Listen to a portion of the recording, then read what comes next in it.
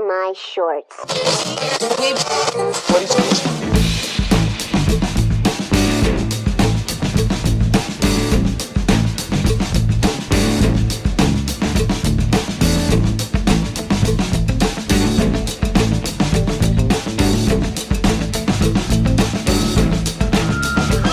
Hello everybody, welcome to the Dave Lee Down Under podcast. I am of course your host Dave Lee, and this is episode number 46. Up to tricks, 46. Oh my gosh, forgot about That's that. my bingo call. Of course, that's old mate Rick joining me once again.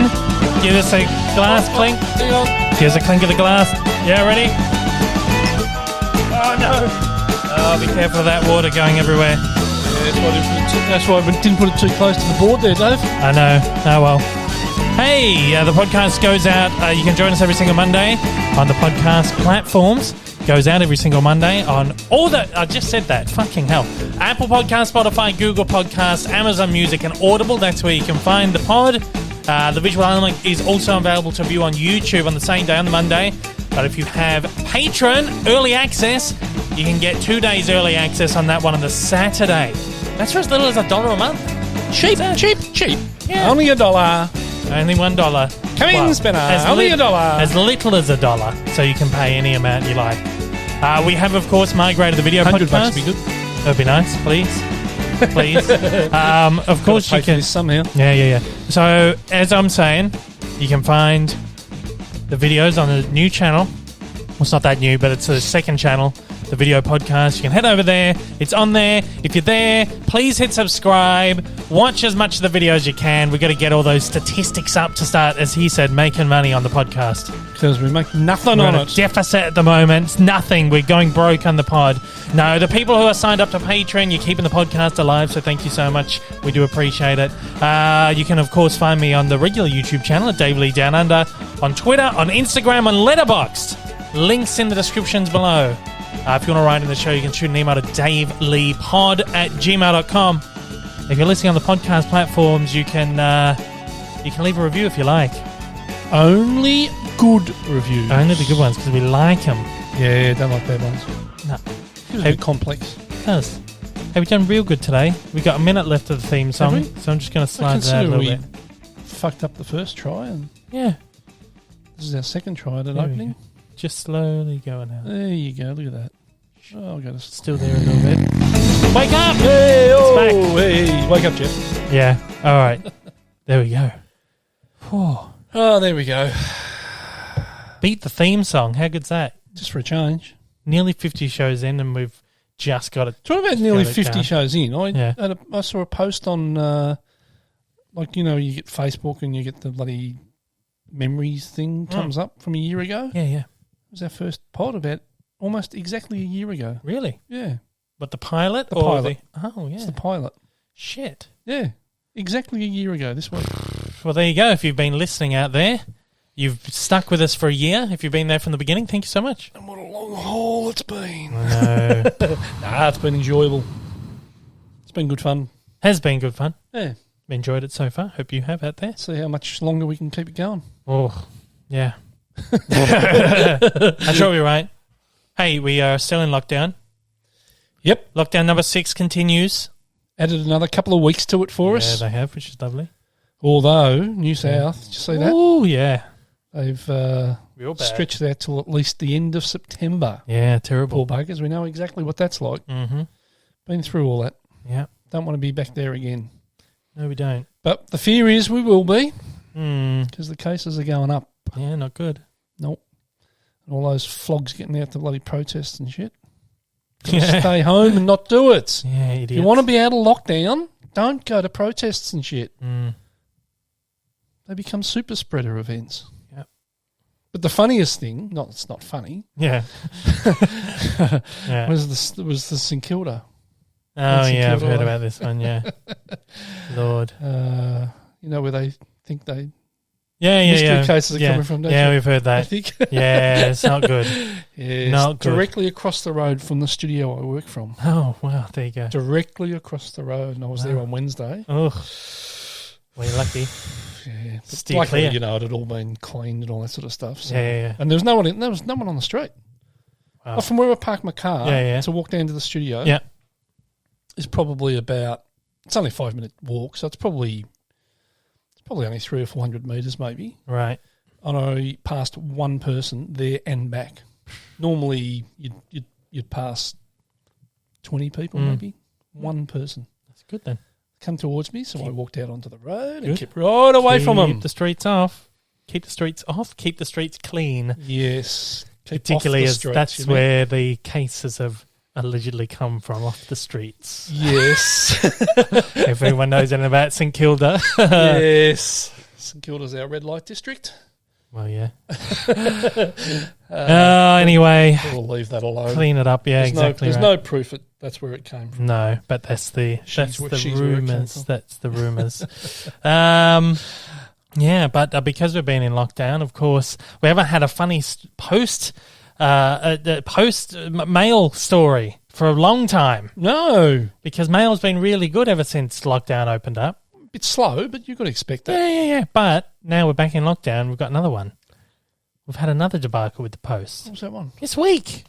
You've forgotten already. Oh, I've forgotten already. That didn't bother me. The parcel that just kept going back and forth. Oh, yeah, God. There you go. That's fine. Penny dropped. Wasn't my parcel, so it doesn't bother me. Well, I had this parcel coming from, I ordered it on Amazon, come from overseas. Wound up at one of the local postal post depots. Left on Monday morning out for delivery. It's going to be here by tonight. All right, by the night, hadn't come. Check my app. Oh, it's back at the depot. Oh, it'll be delivered tomorrow. All right. Next morning, goes out for delivery. It'll be here today. In the day, I'm like, hang on. It's not here still. Check the app. Oh, it's back at the depot. Next morning, out for delivery. You'll get it today. I thought, oh, fuck, here we go again. And it did come. It did come. Third time's the charm. That's right. I wasn't here, was I? No, that's right. No, when it came, I was in the middle of something doing that TV show on Channel 9, The 100, Andy Lee. Yeah. I did some more shows, and it came like halfway through recording. Bum, bum, bum, bum, on the door. I thought, fuck. Wait until a break and go running. If you've been watching The 100 with Andy Lee, I'm on it. I've been on a couple of episodes, just up on the board there. Yep. Not been spoken to. No, just sitting there, just waving. Hanging around on the board. Just waving. Hello. Hi, Andy. Andy, talk to me. Hello. Hi. Yeah. That's been fun. Should lean forward and knock on the glass. Yeah. Say I'm here. Yeah. So funny. It's good fun, though. I'm enjoying it. Did another session, as I said yesterday. And cool. It's all good. Tune in the show. I'm there in the little squares with the other 99 people up on the board. Last week's one, you were sitting right up above his head, weren't you? Yeah. Pretty good. Funny. How good's that? I'm like, hello. That's all hello. Yeah, good fun. Best thing about it is you're doing it from home. It's all via, good. Zoom, which is good. Exactly right. Sit there and just chill out. Interactive audience member, they call it. It's funny. It's a bit of fun. Yeah. It's not a bad little show, though. It's good. I think it's quite good. And there's another one. There's another one on Channel 7, I think it is at the moment. Is it called Now and Then? Oh, yeah, that's pretty good. That's not bad. There's been 2 episodes on so far. Have you watched the second one? I had a bit of a look at it yesterday. It's pretty good. I'll watch it too. Yeah, it's pretty good. But both I haven't deleted them. They're still on the box. Good. I watched the first one. It was good. Yeah. The second one's pretty good With too. Kenny. That's by right. Kenny. Yeah, Shane Jacobson. Stephen Jacobson. Shane Jacobson. Shane Jacobson. Good guy. Steve Jacobson. No idea. Well. But no, it's not a bad little show, but that 100's not bad. I don't mind. Yeah, it's good. It's been fun watching it. The filmings obviously go for like 6 hours. Oh, God. Do a couple of shows back to back, 7 hours. And they record each show for probably like 2 hours each. So it's interesting to see how much they do and then what gets cut out once they go to air. Oh, right. Because obviously you'd have to, with any show like this, they shoot, it's like fat. Yep. So they just make sure they got enough content. And then it's interesting to see what gets cut out at the back end. Oh. So it's been an interesting process just to see them filming it and stuff.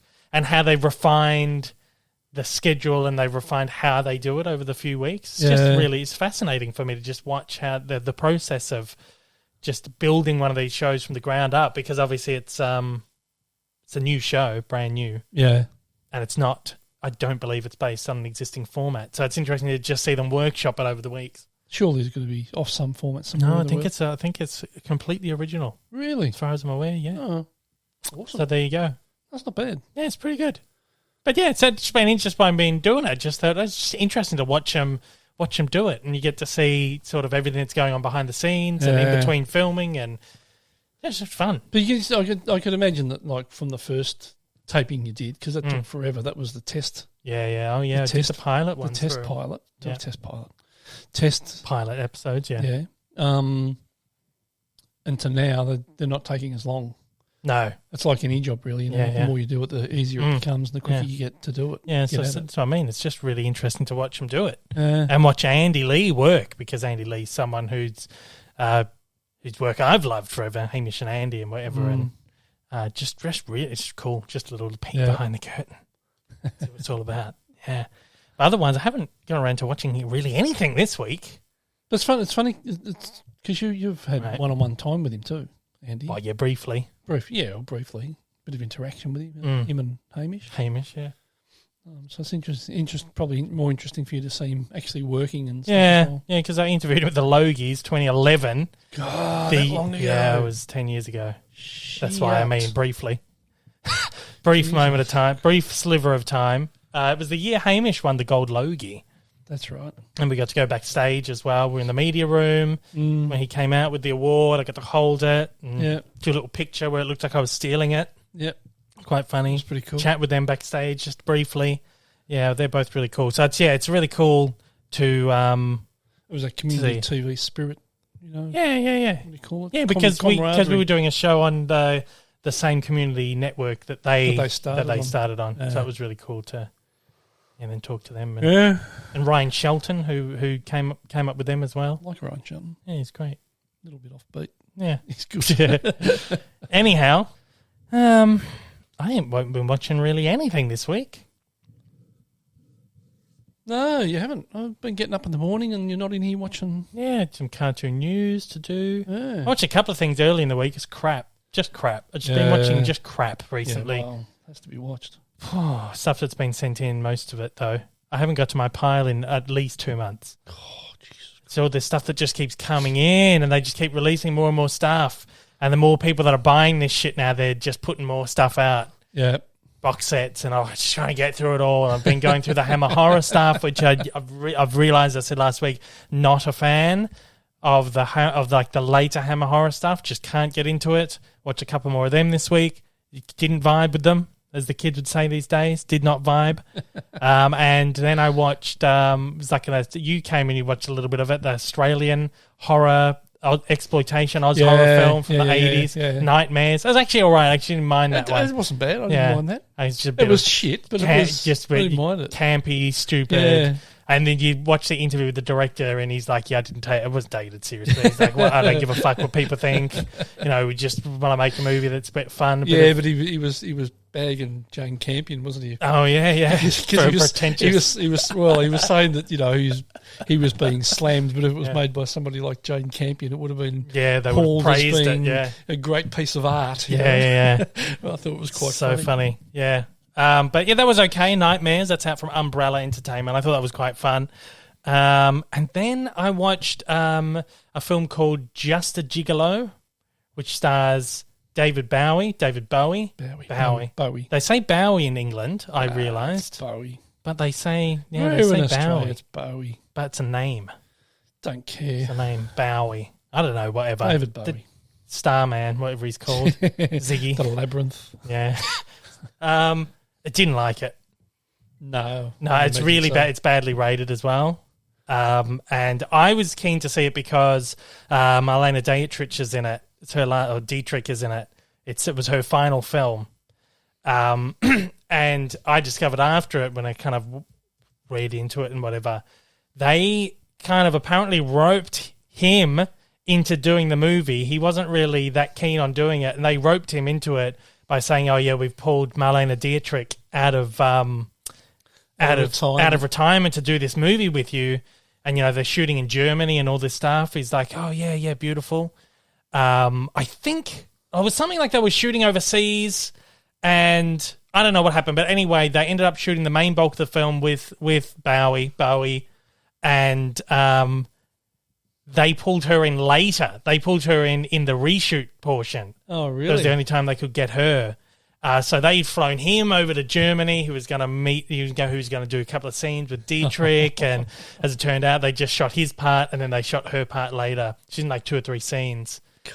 And all their scenes are like shot him, cut, and they're never in the same room. Yeah. And he said there's an interview with him where he referred to the movie as his 35 Elvis movies rolled into one. That bad? Yeah. It wasn't great. God. It really wasn't that good. I think I've got vague recollections of watching it years and years and years ago. He's a gigolo. Yeah. Comes home from the war and the only work he can find is gigolo work. Gigolo. Yeah, so. Could be worse. Yeah. But it's, Umbrella's just released that one as well. The transfer is gorgeous. Looks great. Didn't love the movie. Didn't love the film. I don't think there's a Bowie movie that I've ever watched that I've liked. Did he do that many? I suppose Labyrinth. He did a few. I never watched Labyrinth, or was the other one Dark Crystal? I'm keen to, because Jim Henson movies are the only things that would make me interested in having a look at them. But he did that Merry Christmas, Mr. Lawrence, which I haven't watched. Apparently that's fantastic though. So I don't know. Oh, Mr. Lawrence is not bad. Yeah, but it's got a good cast. That's not really a fan of his music anyway, to be honest. I'm the same. Couple of songs that's all right. Starman. I was never. He's got 130 credits, acting credits. Oh, jeez. There you go. He did that thing with Ricky Gervais extras. That was quite funny. That little thing in that. Anyway, this isn't the Bowie cast. No. Extras. There you go. That's as far as catalogues went for me this week. Bit of crap at the beginning of the week, and then the rest of the week was just doing cartoon news in the morning and then the pod today, of course. We watched a few movies. Last weekend was a bit of a bust for us. A couple of decent things and a couple of just bit shitty ones. Talking about Jane Campion, we watched Bright Star, finally. It's one that's been sitting there for ages, and you've been like, I can't wait to watch this. This one I've been waiting to watch for so long. Yeah. And there's a reason why we didn't watch it. I was like, this is going to be boring. I know it's going to be boring. And I'm looking at it thinking, why are you looking forward to this? I'm thinking the whole time, like, this is so not your kind of movie. No, it was definitely not my kind of movie. And then we finally went, fuck it, let's just put it on. It's got Ben Whishaw, who's usually pretty good, and Abby Cornish too, who's great. It was just really boring. Yeah. It's one of the most boring things I've seen for a long time. Slow and dull.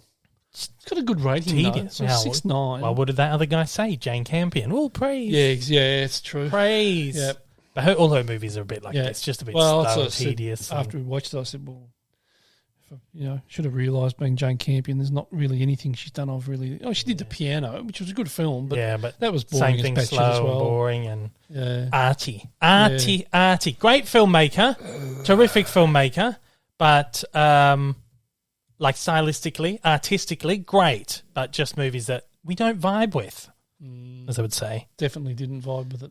So we put something on after that. We watched Frances Ha after that, which is Noah Baumbach's film, who is one of the our film fans out there will know. He's like one of the what would you call him? Like an understudy, I guess, of Wes Anderson. So his movies are a bit kind of the same, a bit quirky, a bit weird. Yep.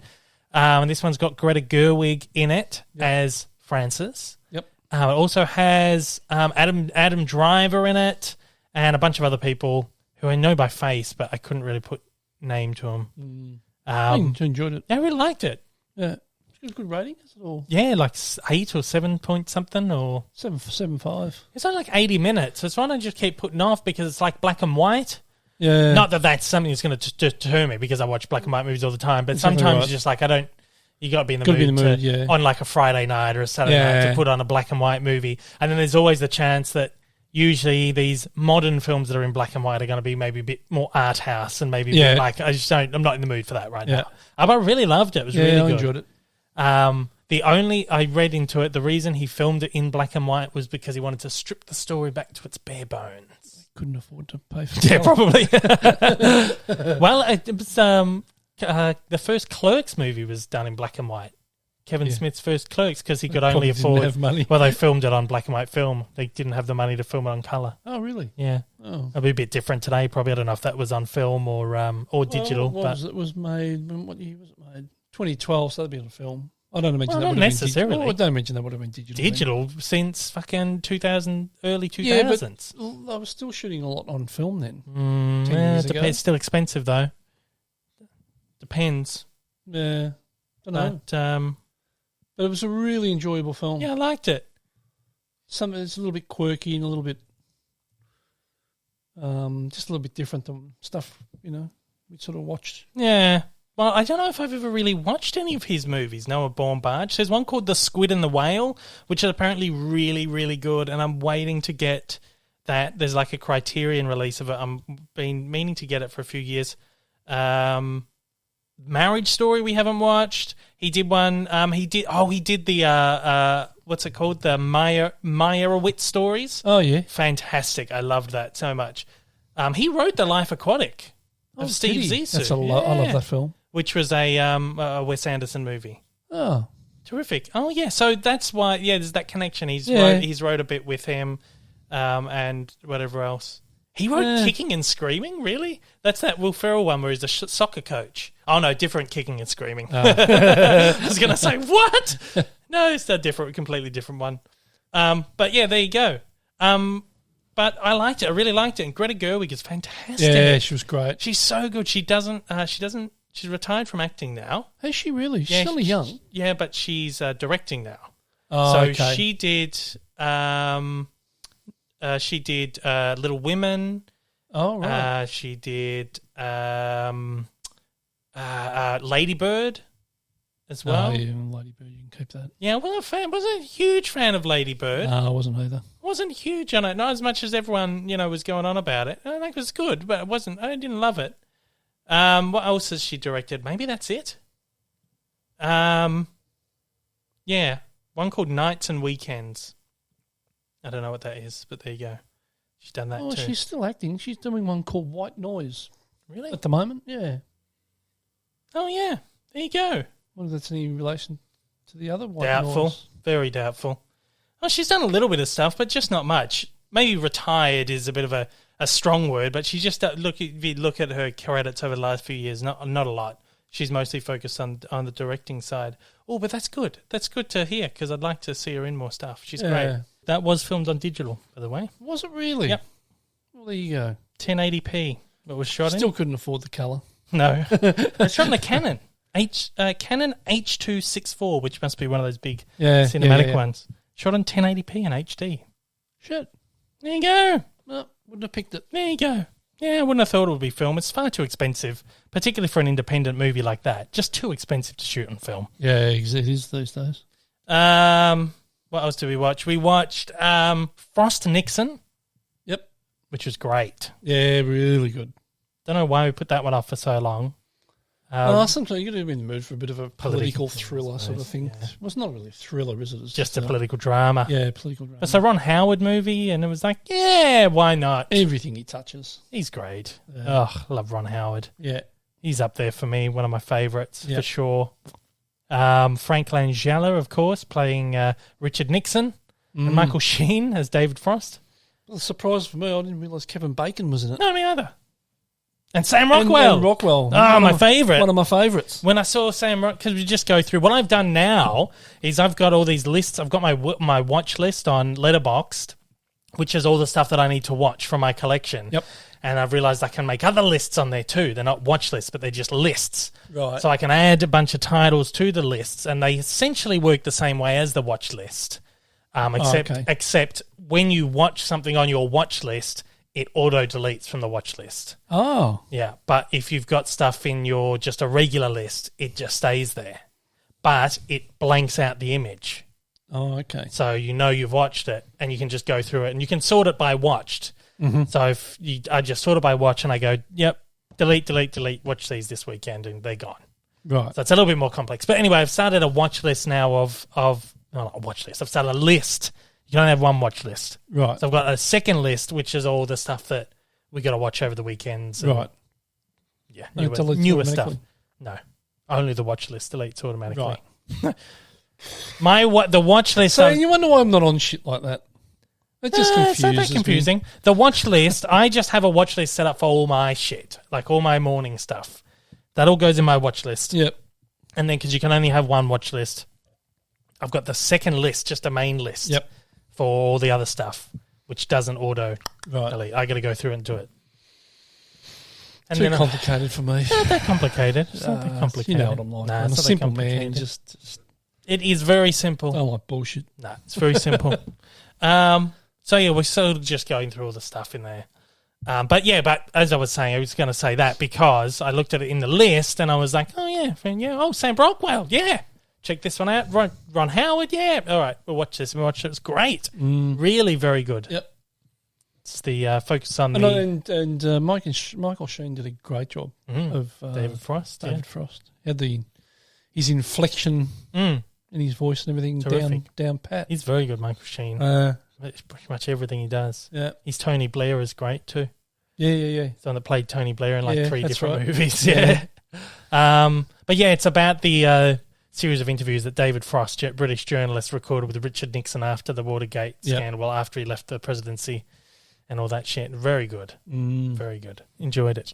And that we watched another one called Poms about all these older ladies at a I guess elderly women at a retirement village decide to set up their little cheerleading team. Trash. Absolute trash. It was okay. It was just something. It was a Sunday night, wasn't it? I think so. So we just put something on really light and fluffy for a Sunday night before we, to settle before the night. You go back to work on Monday. It was okay. It was all right, but it was just sweet. It was a little. It was just. It was much more. Like you didn't expect any more from it. That's no. Exactly right. You can't go. Oh, it's trash. You're expecting it. It was all right. It was okay. It was probably less than I expected, to be honest. But anyway, no, I didn't think so. I didn't have a huge expectation on it in the first place. No, Jackie Weaver, Australian royalty. She's always good. She's great. Who else was in there? Rhea Perlman. She's funny. Pam Grier, one of my favourites, is in there. Yep. And who was like the main? You got me now. The main person. The main woman. Like the main character of the movie. Shit. I'm just filtering through all the supporting characters, hoping the name will come to me. It's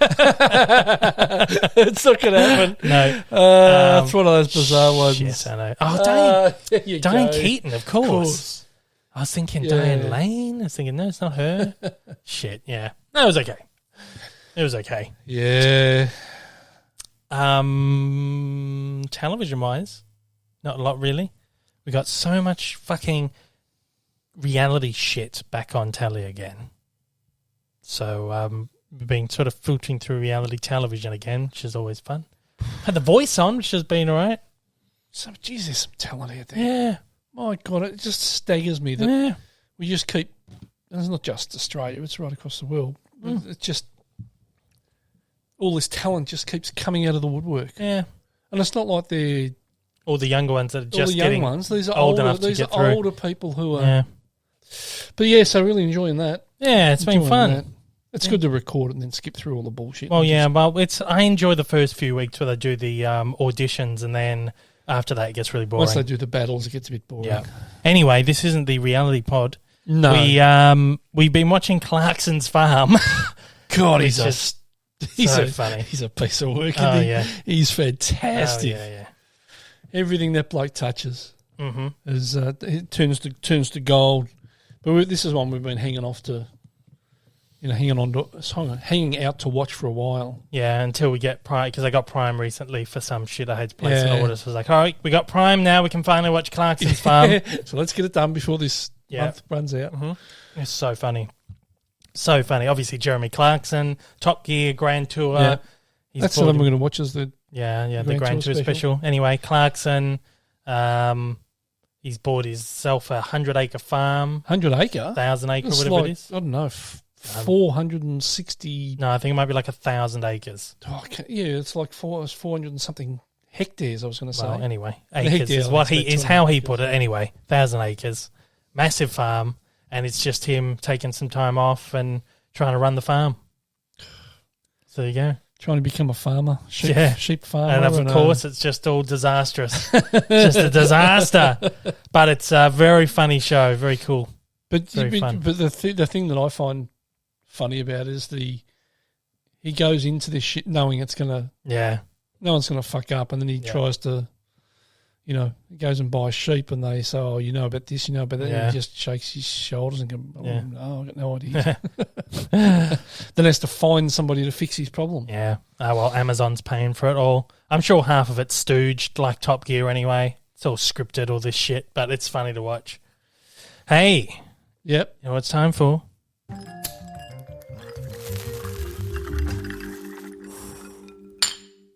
It's a Mad Men update. Yep. Mad Men. Now, someone suggested, and by someone I mean Wacko Jacko.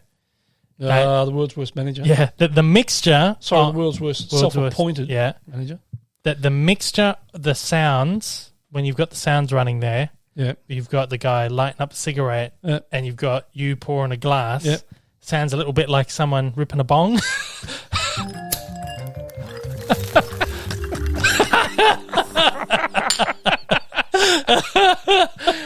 If anybody would know. Oh, no.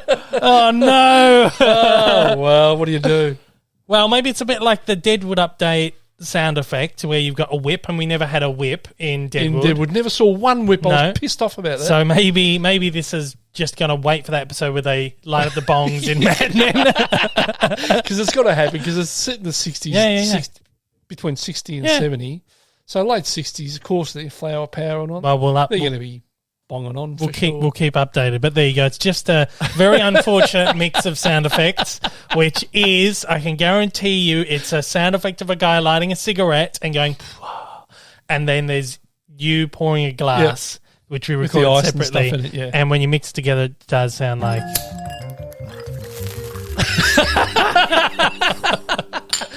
Not that I know. Oh, no. I've seen our movies and shit. Fucking hell. Funny. So there you go. Anyway, Mad Men update. World's worst manager picked that up. Yeah, of course he did. Why does that surprise me? Yeah. So we got three episodes in this week. Yeah, it was 3 or 4. Sunday, Monday, Mad Men Monday. We got Mad Men Monday. And then we watched one last night. Didn't we watch 3 or 4? No, 3. Because we had 3 this week. Oh, okay. Yeah, 3 eps. Awesome. And we got one left. We could have watched another one last night, but I was so tired. We were both tired. I was like, oh my God, I've just fallen asleep at the end of that one. Well, we were falling asleep during that other thing we were watching before it, and you turned it off. Yeah, I was like, no, we'll watch that. Well, you two, both of you fell asleep. I was like, oh, that's it. Yeah. And I was like, I can't get into it. I'm too tired to get into this right now anyway. Yeah. So we turned that off. Can't talk about what that is. No. If you're thinking, well, what's he talking about? Can't talk about it. Just something that we're watching. Talk about it in a few weeks. Don't know when I can actually. But the studio says you can. When the studio says I'm allowed to, I will. But yeah, so Mad Men, still good. Still going strong. We got one episode left of the season. Yeah, how cool is that? Yeah. Making good headway on this one. So we might get it done pretty quickly. Oh, pardon me. And then on to the next. Yeah. Poor old Don got found out, didn't he? Hey? Yeah. Don. I forgot about that. Because I've watched the first season. But I don't remember much of it. I don't remember much of anything I watched. Watch it and then but that was like fucking almost 15 years ago probably. We were watching exactly this. Right. 12, 13 years ago. My long-term memory's all right usually. It's a short-term memory. Yeah, but it's hard to remember things about the amount of content that we consume. Yeah, that's right. Like, how many shows do we go back and rewatch and it's like watching it again for the first time. Yeah, exactly right. Yeah. Yeah. Just so much. But yeah, no, it's Don got found out that Don's not really Don. Don's somebody else. Yeah. It's pretty cool. Yeah, and then you get little flashbacks and all that. Interesting. Yeah, I can, because I think I've watched the first season as well. I remember nothing of it. There's like little bits that I might remember, but I don't remember any of like the flashback stuff. And there's the hobo who comes in, and there's the flashbacks with his parents and whatever, and then him in the army, and just crazy. And that what's that? The young bloke. What's the character's name? Oh, I can never remember his name. Little dweeb. Let's have a look. That little jerk. who you would have sacked straight away. If it was Dom, if it was me, get rid of him. If it was me, Fuck off. I would have pissed Little him off shit. straight away. Little shit. What's the character's name? There he is. Oh, Pete Campbell. Yeah, that's him. Oh, Little dweeb. My little God, dweeb. he wouldn't have lasted 5 minutes with me. He wouldn't have lasted 5 because you've worked in the studio with me. Yeah. I'm a pretty straight shooter. I don't pull my punches. If something has to be done, it just gets done. If it doesn't get done, you're out of there. I don't care. And he would have. He would have been straight out of there. Yeah. So there you go. Knew a couple of people like that over the years, but yeah, that didn't last very long. Yeah, so it's good. It's getting good. We've got Peggy as well. They've started putting prosthetics on her for some reason. Yeah. So she's starting they're starting to make it look like she's putting on a bit more weight, so I don't know where they're going with the story. They've obviously going somewhere, unless they realise halfway through the season, maybe we should just make her look a bit bigger. I don't know, maybe. No, I've got a vague memory of what happens. Okay, so there's got to be something story-wise, because each episode it's like and you can tell it's prosthetics, because you can see the lines, it's actually quite bad. But they're making her look quite plump. A little bit plumper and pudgier as the show goes. Interesting. So there's obviously going to be some little story. Everyone out there who's listening knows. Yeah, those sure. who have watched it. Yeah. So it's interesting where it's going to go. One episode left of the season. Yeah, I've got a vague recollection, as I said, of where it goes. Yeah. But details are pretty sketchy. Anyway, that was this week's.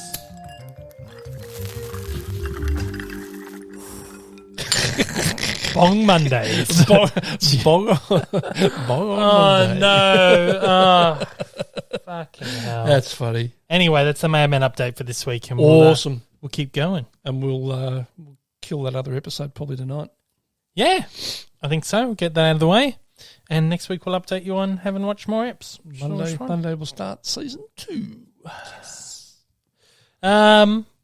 We haven't got much in the way of reviews this week because fucking everything's going down the shitter at the moment. I imagine we probably would have had like a screening for Shang-Chi this week or maybe next week. Given the lockdown, it's fucking throwing Disney's plans out for that one. We'll talk about it later. The only thing we can really talk about this week is maybe episode 2 of Marvel's What If. Yep. But we watched that like 3 weeks ago. Yeah. So details are a bit sketchy. That was the one where T'Challa, what if T'Challa was Star-Lord? So this one we got Chadwick Boseman as T'Challa. Is the alternate take on T'Challa becoming Star-Lord. Pardon me, hiccups again. Yeah, Star-Lord. One of my favourite characters, Star-Lord. Star-Lord, yeah. Love Star-Lord. Good app. Was good. Was better than the first one. Better than the first one. First one was good. Yeah. But I thought just better. A little bit. But second one was much better. I think everyone thought the same. It was a bit of a weak start. I don't know what it was. Don't know what was about it, but it's just it wasn't as epic as it could have been. But this one's good, and then next week's episode. Yeah, because we've seen that already. Yeah, that's a good one. Yeah, it is a good one. It's my favourite so far. I think we said a couple of weeks ago that they get better as they go along. Yeah, but then that's all we've seen. So yeah, exactly. And there's like probably 5 more. So then we have to wait for them to come on weekly. Yeah, unfortunately. That's good. What I liked about this one, my favourite, if you remember, they've got Thanos comes in, and the twist on Thanos is like he's a bit of a good guy now. It's just like who's given up hasn't really given up on his plans to balance the universe. It's still there in the back of his mind, but everyone just takes the piss out of him, like, oh yeah, ha ha ha. But I thought it was quite funny. But yeah, I liked it. Good one. And to hear Chadwick Boseman back as T'Challa is quite cool too. And apparently he's going to be in. Apparently he's going to be in 3 more apps. Oh really? I think he did 3 apps. Yeah. Oh. Yeah. So I'm looking forward to seeing more. Anyway, very briefly, partner highlights. We'll talk about the partners to the channel here. Of course, Random Space Media, developing fantastic Blu-ray DVD releases in partnerships with the studios and putting out a lot of great stuff. We've been talking about their new releases recently. They got heaps of great stuff coming out. I've just been keyed up on a few more things that they're bringing out. I'm so excited, and they're going to send them in soon, and we can have a look at them. I've still got to do a video with their 3D titles. I've been so bushed with everything at the moment that I haven't got around to doing, but I'm going to do that very soon. Kicks.com.au, my pals over at Kicks.com.au, of course, I teamed up with them a couple of months ago in celebration of the Indiana Jones 4-movie collection on 4K Ultra High Definition Blu-ray. And they give me a discount code. You can go over and use Dave15 to get 15% off your entire order. That includes pre-orders and sale stock as well. Doesn't have to just be used on the Indiana Jones box set. You can fucking buy it whatever you want.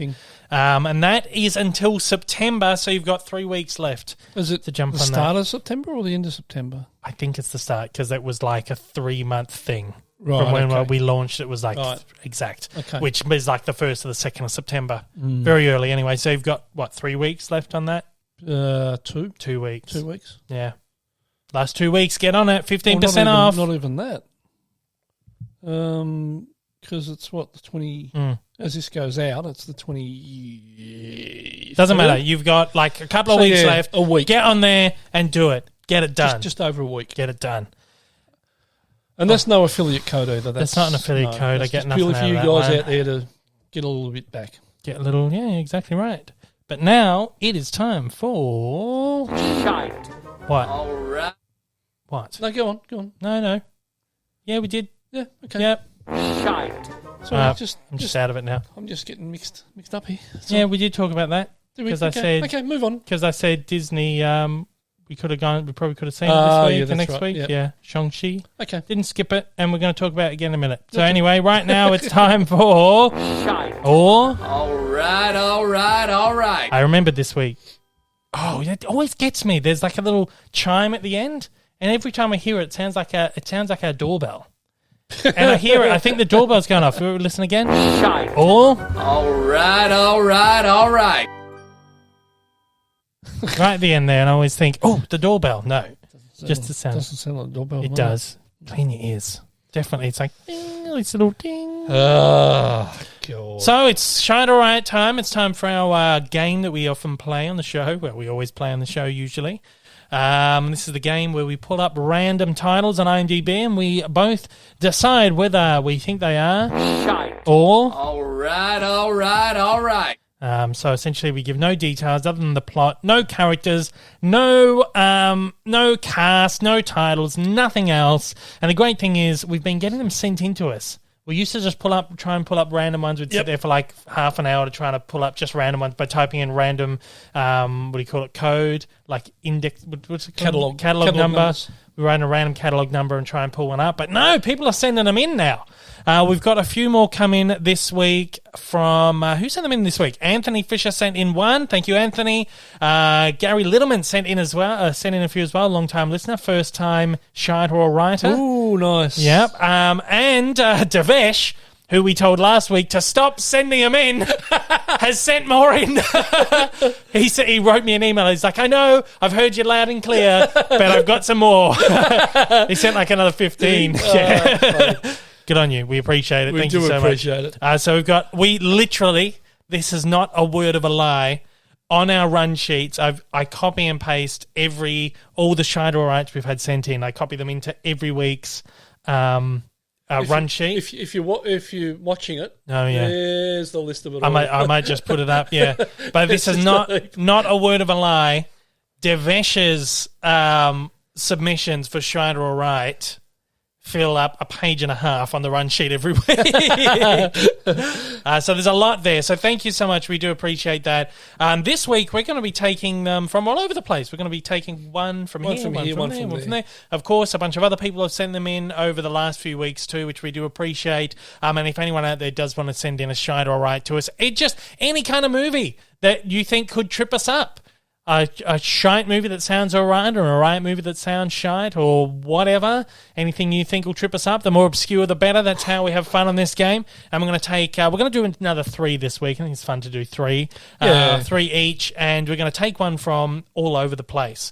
So let's get into it. Actually, first I should say Jeff B., who is, of course, the official scorekeeper of the podcast. Yeah, Monkey Boy, because he's my little monkey on the bike. Yep. Oh.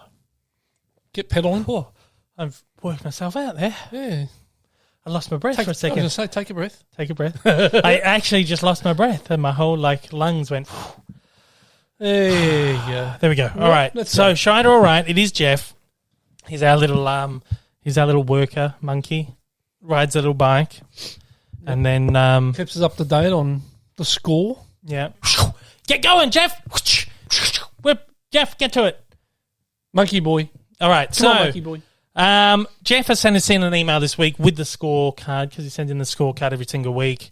He goes, "Here you go, DL. No weeks off. Hey, I realised that I actually live close to Melbourne. Same state, in fact. Yeah, about 515 Yay. miles. No, yeah. I think that's just him writing yeah. Well, Yay is actually a place. So maybe he's in Yay. Oh, yeah, maybe. Yay. I don't know. Anyway, same state, in fact, about 515 miles, 7.5 hours away from us. I could visit Disney on my way to Melbourne, Florida." He says, there you go. P.S. I wanted to tell you about some advice I heard on another podcast. The guy said that if you want to start a podcast, you should be prepared to record 100 episodes without anyone listening. Yep. Don't know what you're saying there, Jeff. We've got a few people listening. A few. Now, so Yay here Yeah. is only 85 kilometres away. Yes, he's not talking about yay. He's saying yeah. No. He's saying yeah. Yeah. Because he's in Florida, so he's saying he lives yeah. close to a Melbourne, not us. Yep. He lives in Melbourne, Florida. That's pretty close, really, isn't it? What? It's only 550 miles. Yeah, 7.5 hours away. Is that him? Is that as in he is close to Melbourne, Florida? He's close to where he is? Maybe Melbourne, Florida. I don't know, whatever you're saying there, Jeff. But anyway, back to what he was saying here. Yeah, apparently you got to be prepared to record 100 episodes of a podcast without anyone listening. Oh, well, we're lucky then. We've got a couple of people listening. Yeah, and we've got how many more episodes to 100 pods? Like 54? What are we, 46, 50, another 54? There you go. That's all right. Another 54 weeks and then people start listening. That's all right. That's okay. Look, he also says we're going to need some Christmas pod. So once he goes, you like pod? I think he means pud. I don't know what he's on about. Oh, yeah, Christmas pud. Because I think Christmas we got pud. him into watching the Auntie Donna stuff. Christmas pud, Christmas pud. So now he's saying Christmas pod. Oh, I like that one, Jeff. Very clever. So anyway, Jeff has said this week, it's 22 to 20 in my favour still. I'm only 2 ahead.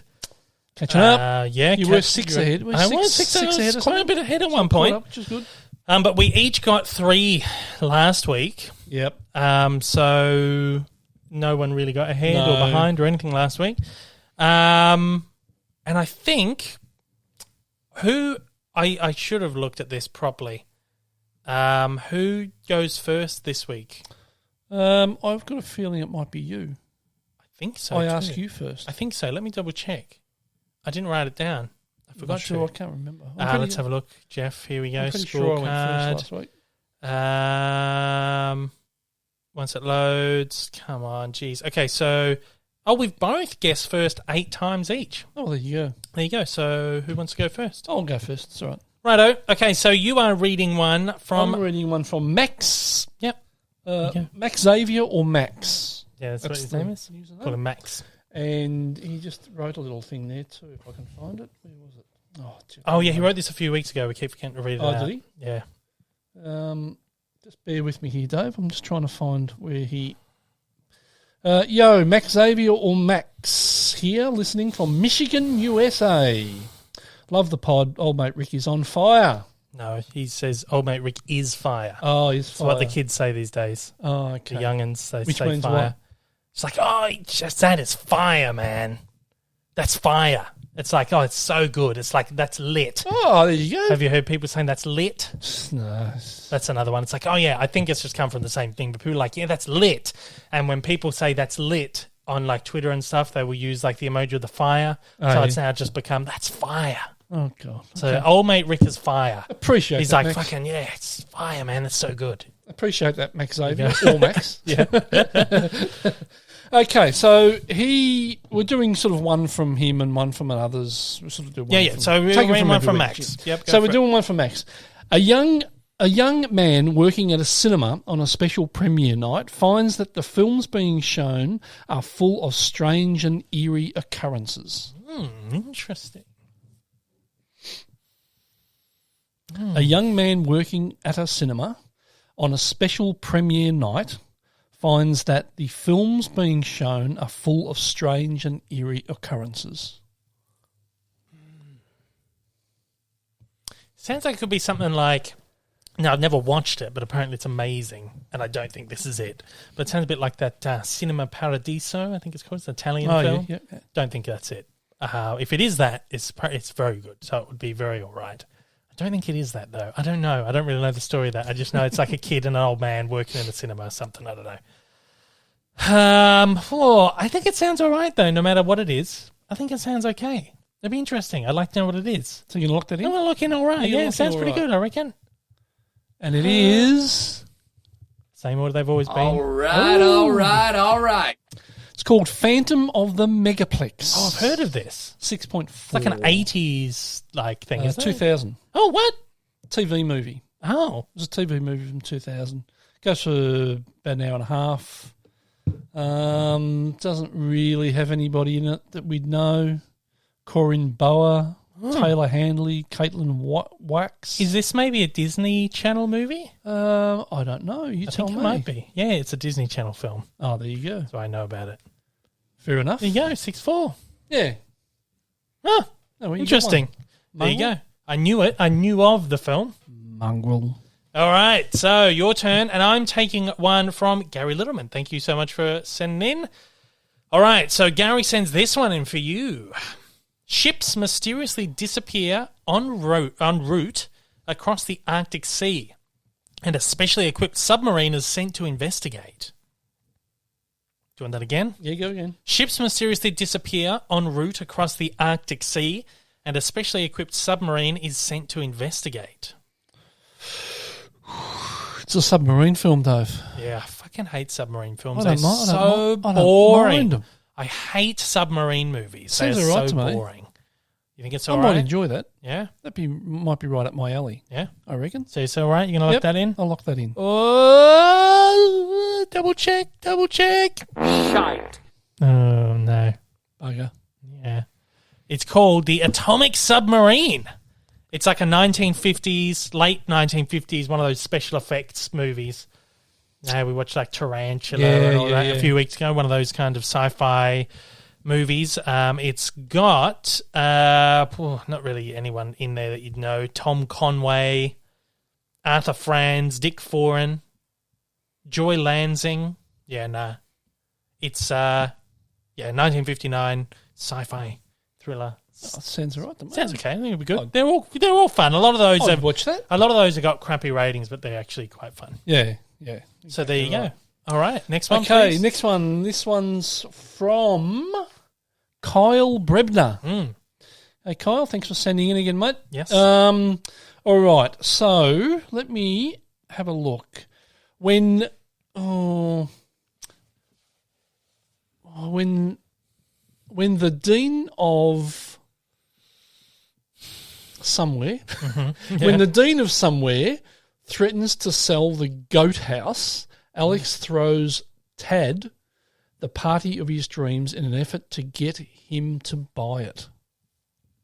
Fuck with that again. But when the dean of must be of a school, that place must be a school, I would think, Right, if he's a dean. The dean, yeah. So when the dean of a school threatens to sell the goat house, Alex throws Tad the party of his dreams in an effort to get him to buy it. I don't know what it is, but it sounds like Don't know what shit. he's trying to buy. Oh, trying to buy the The goat house. Sounds fucking awful. That's a shite. There has to be a shite. There has to be a shite. Yeah, lock it in. Shite. Yeah. It's only just 5.7. Oh, yeah? Called Blue Mountain State: The Rise of Tadland. Oh. Sounds dreadful. Sounds awful, doesn't it? Sounds fucking awful. Oh, never heard of it in my life. That's dreadful, man. Who's the filmmaker? No idea. Yeah. Who's in it? No one. Alan Richardson. Darren Brooks, James Cade. Yeah, Yeah, nobody. no one. All right. Chris Romano. Is that, I recognise him. That might be Ray Romano's son. I wouldn't have doubt thought it. so. Doubt it. Anyway, one for me now. Yep. So it is this one I've got from Anthony. Anthony Fisher. Thanks so much for sending one in, Anthony. Here we go. When the rabbit kills the wife of the city's most powerful crime lord, a trap is set to finish off the rabbit once and for all. The rabbit finds himself in hell, face to face with the mother of demons who grants him immortality. That sounds like garbage. Go again. When the rabbit kills the wife of the city's most powerful crime lord, a trap is set to finish off the rabbit once and for all. The rabbit finds himself in hell, face to face with the mother of demons who grants him immortality. Sounds like something I'd enjoy. Mm-hmm. So is it But shite? I reckon it's shite. It's a shite. You lock it in. shite. It is Shite. yeah, shite. It's called Serial Rabbit 3. Splitting Hairs. Oh, God. It's got a 5.8. Check out that picture right there. It's got a guy in a big rabbit suit ripping heads off. Plushy. Yeah, furries they're called these days. Furries, they call them, do they? Yeah. No one's in it. It looks like a straight-to-home media, just like one of those independent, like trash horror Straight things. to Yeah. the fucking trash. Doesn't even have a rating, so yeah, must be some weird independent horrible thing. Oh, Thanks for sending that one in, Anthony. That was a beauty. Real, Yeah. real trash Real story. trash, right. Thank you. That's what we love. That's what we love. Exactly right. Okay, one more for me. Let me see. What have we got? One from Tyson Turner. Tyson, yeah. We've had a few from Tyson, I think. Yes, We've got Tyson sent in heaps too. Thank you, Tyson. pile there, haven't we, from Tyson? Okay, so it is a dramatisation of the relationship between heart surgery pioneers Alfred and Vivian. That's it. That's it. That's it. Sounds like there's some little... A dramatisation of the relationship between heart surgery pioneers Alfred and Vivian. Sounds like a biopic. I don't know. It doesn't sound great. There's not much there to the story. I'm going to say it's a shite. So it's shite. Yeah, I'm going to say shite. Well, it is, in fact. All right, Oh, no. all right. Quite all right. All right, all right. It's called Something the Lord Made. It was a Oh. TV movie, 2004, about an Right. hour 50. Got an 8.2. Shit. And it has Alan Rickman Oh. in it. There you Kyra go. Cedric, Oh, yeah. Gabriel Union, Yeah. Yazan Bey. Yeah. So it's got a pretty good cast. Interesting. Yeah. It does Charles too. Dutton. Yeah. Oh, there you go. I'll yeah. take it back. Would never have known. I'll say it's all right. Can I have a point? It sounded would have been a bit crap for me, but Yeah. There you go. 8.2. All right, one more for you. Yep. This one has come into us from Jeff. This one's from Jeff B. Monkey Boy. Monkey Boy. Alrighty. Get ready for this one. A struggling young comedian takes a menial job on a cruise ship, hoping for his big chance to make it in the world of cruise ship comedy. Oh, God. Go again. A struggling young comedian takes a menial job on a cruise ship, hoping for his big chance to make it in the world of cruise ship comedy. Hint? Okay, what do you want? Oh, the assist, I suppose. It's, The assist, yeah. Give It's me- actors, isn't it? Yeah. All right. Adam Sandler, Mm-hmm. Billy Bob Thornton, Mm-hmm. and Billy Zane, Oh, it's gonna and be- Peter Berg. It's going to have a shite rating. It's going to be enjoyable, I reckon. So let's go. Let's go all right. Is that all right? Let's say it's all right. Yeah. It is... Shite. No, I should have gone my Shite. gut. Shite. Shite. That's Shite. This is one of the worst movies I've ever seen in my life. Really? I would have known this if you'd read this one out. This is fucking dreadful movie. Yeah. You know I'm a huge Adam Sandler fan. yeah. Huge Adam Sandler Yeah. fan. This is his first Yeah. starring film. It's called Going Overboard. It's got I've a heard about that. 1.8. Oh, 1.8. Shite. bloody hell. This is the only Adam Sandler movie, and I've watched essentially all of his movies except for Uncut Gems. I'm sure that's the only one of his movies I haven't watched. This is the only one I ever turned off. And it's rare for me to turn off any movie. Oh, exactly right. Turn off any movie. I turned this movie off after like an hour. I could not do it anymore. It is the worst fucking thing I have seen in my life. It is dreadful.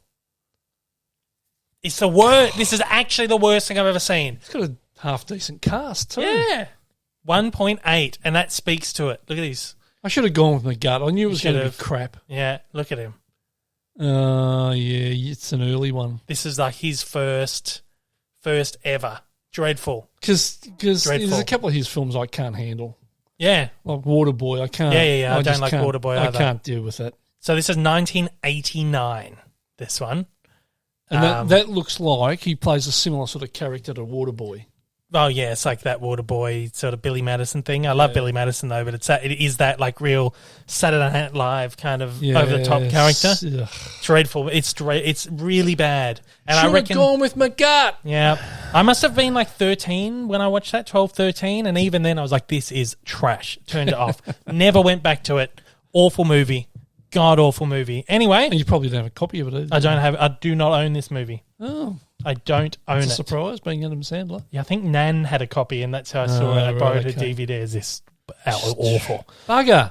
There you go. Yeah, because I've got all these movies on DVD, all Blu-ray, updated a lot to Blu-ray, but I never went and got that one. This is the worst. I just know I will never watch it in my life again. Bugger. So, at that was this week's edition of Shite. All right. Woo! There you go. Doorbell. That was good. That was fun this week. Had some great ones come in. Thanks so much, guys. I prefer it when people are sending them in, because when we were doing it ourselves, it was just then it's just like, oh yeah, that will do. Yeah. But we've actually got some good ones coming, and people are like, oh yeah, this will be funny. Yeah. Yeah, a bit of That's interaction. good. I love a bit of that. That's good. I think we'll do that each week. We'll take one from... Oh, absolutely. Instead of taking two from him and two from him and two from him. Yeah, we'll go one.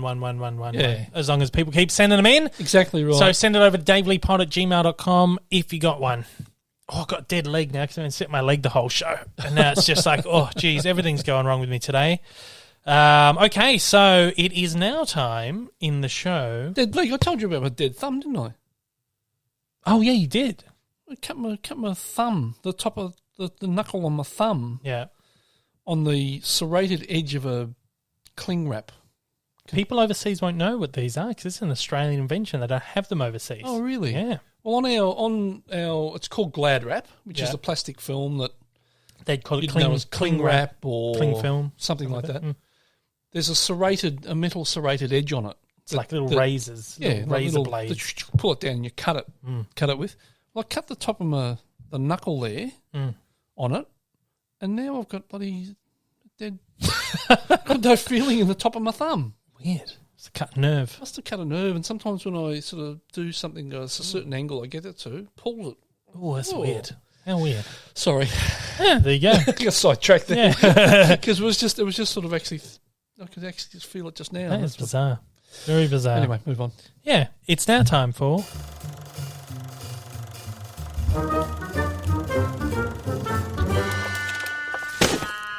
Trailer Trash! Great Love segment. trailer trash. Me too. We look at a trailer, might be trash, might be great. Usually it's great. Yeah. It's very rarely we'll find a trash trailer, but been a couple. We just call it Trailer Trash because it's fun. Oh, everyone knows what trailer trash is. Yeah, it's funny. So this week we've got a Marvel trailer. It's not Spider-Man Far From Home. We still don't have a trailer for that one yet. Not Far. What's it fucking called? No Way Home. No Way. Yeah. But this is the Eternals. This is the second trailer we've got for the Eternals. Assuming they're putting this one out because Shang-Chi is coming out, and they obviously want to play a new trailer for a new Marvel movie ahead of it. So this has got a fucking stacked cast, of course. Angelina Jolie is in there, Richard Madden, Salma Hayek is in there, a whole bunch of other people who not coming to my head straight off the top. But let's take a look. The brand new trailer directed, of course, by Chloe Zhao, who did Nomadland. Oh, right, yep. So let's take a look.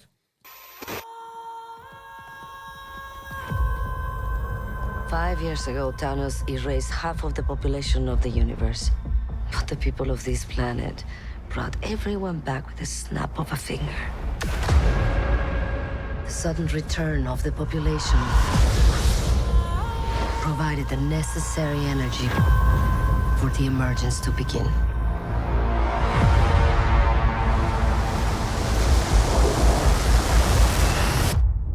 How long do we have? 7 days. I haven't seen some of them for centuries. Hi. Hello. This is what the end of the world looks like. At least we have front row seats. I bet you've built the perfect safe house. I mean, what's this even made of? Vibranium?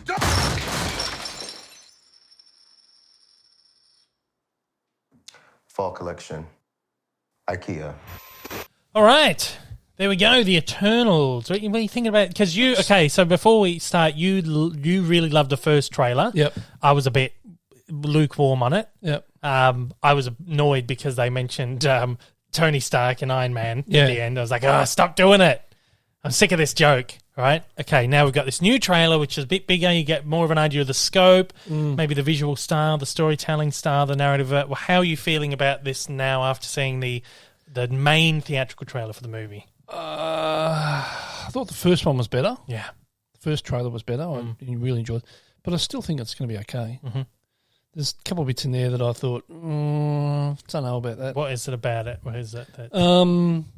I think it feels a bit overdone for me. But I'm looking forward to seeing it, though. Yeah. And Angelina, I'm not sold on. But it'll be interesting to see her in that sort of role. Yeah, leading theory, now this isn't proven or anything. Yeah. Leading theory is because she pushed really hard to get Maleficent 2 off the ground. Yep. Leading theory is Disney said, okay, we'll let you have Maleficent 2, but you got to do this for us. Okay. One for us, That's one why for I'm you. not sold on it. Yeah. Because it almost looks like she's forced into it. Yeah. That could be wrong, could be completely wrong. She might have been like, no, I want to do this. But that's the leading theory is like, yeah, she's shoehorned in. Come and do one Marvel film for us and then you can get on your way. I'm interested. I'm really interested in seeing it because that excuse me, that little bit at the end at the table and stuff. A little bit of that Marvel humor in it. That annoys me. Yeah, exactly. So I'm interested in seeing it, but I'm not totally sold on it. Okay, it's interesting because it's been overwhelmingly positive, the response to it, but there have been a few people who have been like, this movie's going to be really divisive. Yeah. Now, I enjoyed this trailer more than the first one. No, I love a fucking 3-hour epic. It's just slow burn, epic, fantasy, war, whatever. I'm not saying this is going to be 3 hours. I feel like it might be long. In fact, they played it on the morning show this morning, and the guy that they have come on, the American guy that they have come on to do the news or the entertainment news, he said, I really love the cast. I love the filmmaker. It looks great, but I feel like this movie is going to be about 10 hours long. So it just looks like it's going to be like a really big, sweeping epic. One person I saw write something on Twitter was something like, this movie is almost too different for most diehard Marvel fans. Right. It breaks the mold a little bit too much, tries to do something a little bit too more arty, but there's too much explosions and special effects and stuff for the art house crowd, and the general crowd might be a little bit confused about what's going on here. So it's got something working against it for each different audience, and it's going to be a little bit divisive. Again, you can't tell too much off a trailer, No. but it does have that kind of like, I'm not quite too sure what to think of it yet. Well, that sort of makes sense with me. That I get the feeling from that trailer, not so much the first one because I really enjoyed the first trailer. Yeah, That looked to paint the film in a really good light, but that trailer there to me feels in parts overdone. But there are other parts of it that it looks like I might really enjoy. So essentially, this is Chloe Zhao, of course. As I said, she did Nomadland. She's a very artistic director, and very much you can see her style in that. Marvel obviously went, you do whatever the hell you want to do because you're such a great filmmaker. We'll let you have your vision, do whatever. But then you get that little bit of Marvel humor in there. So there's obviously like the studio mandates. You have to do this. You have to do this. You have to do this. There's a formula. You've got references to Thanos and the snap and the people disappearing and then people coming back and small little links to the Marvel universe, which would be like studio mandated. Like you need to include this. That's what ties into the other films. You're going to have a little bit of humor in there, which does feel a little bit, you like it. Yep. It feels like it works against the piece a little bit, which is what a lot of people complain about with the Marvel humor, is that it works against what the piece trying to. I don't have a huge issue with it. I like the humor. That's all part of the fun comic nature of these movies. What I get annoyed with is where they just keep using that same joke, which is like, oh, Tony Stark wouldn't have done this, or oh, what about I can't remember what the joke in the last one was, but they name checked Stark and Rogers. You know, who's going to be the next Avengers or whatever, and it almost feels like that same joke over and over again. I don't mind stuff like, why haven't we been to Earth even when Thanos came down and stuff like, because that links it, like narratively it works for me. And it's like, oh, well, this makes sense why they're coming down to Earth now. This links it. This is how it's connected to the other movies with Thanos, the Infinity Stones. That's okay. But what I get annoyed with is the cheap gags, which are like, oh, was this table made of vibranium? Yeah. It's just like, oh, you're just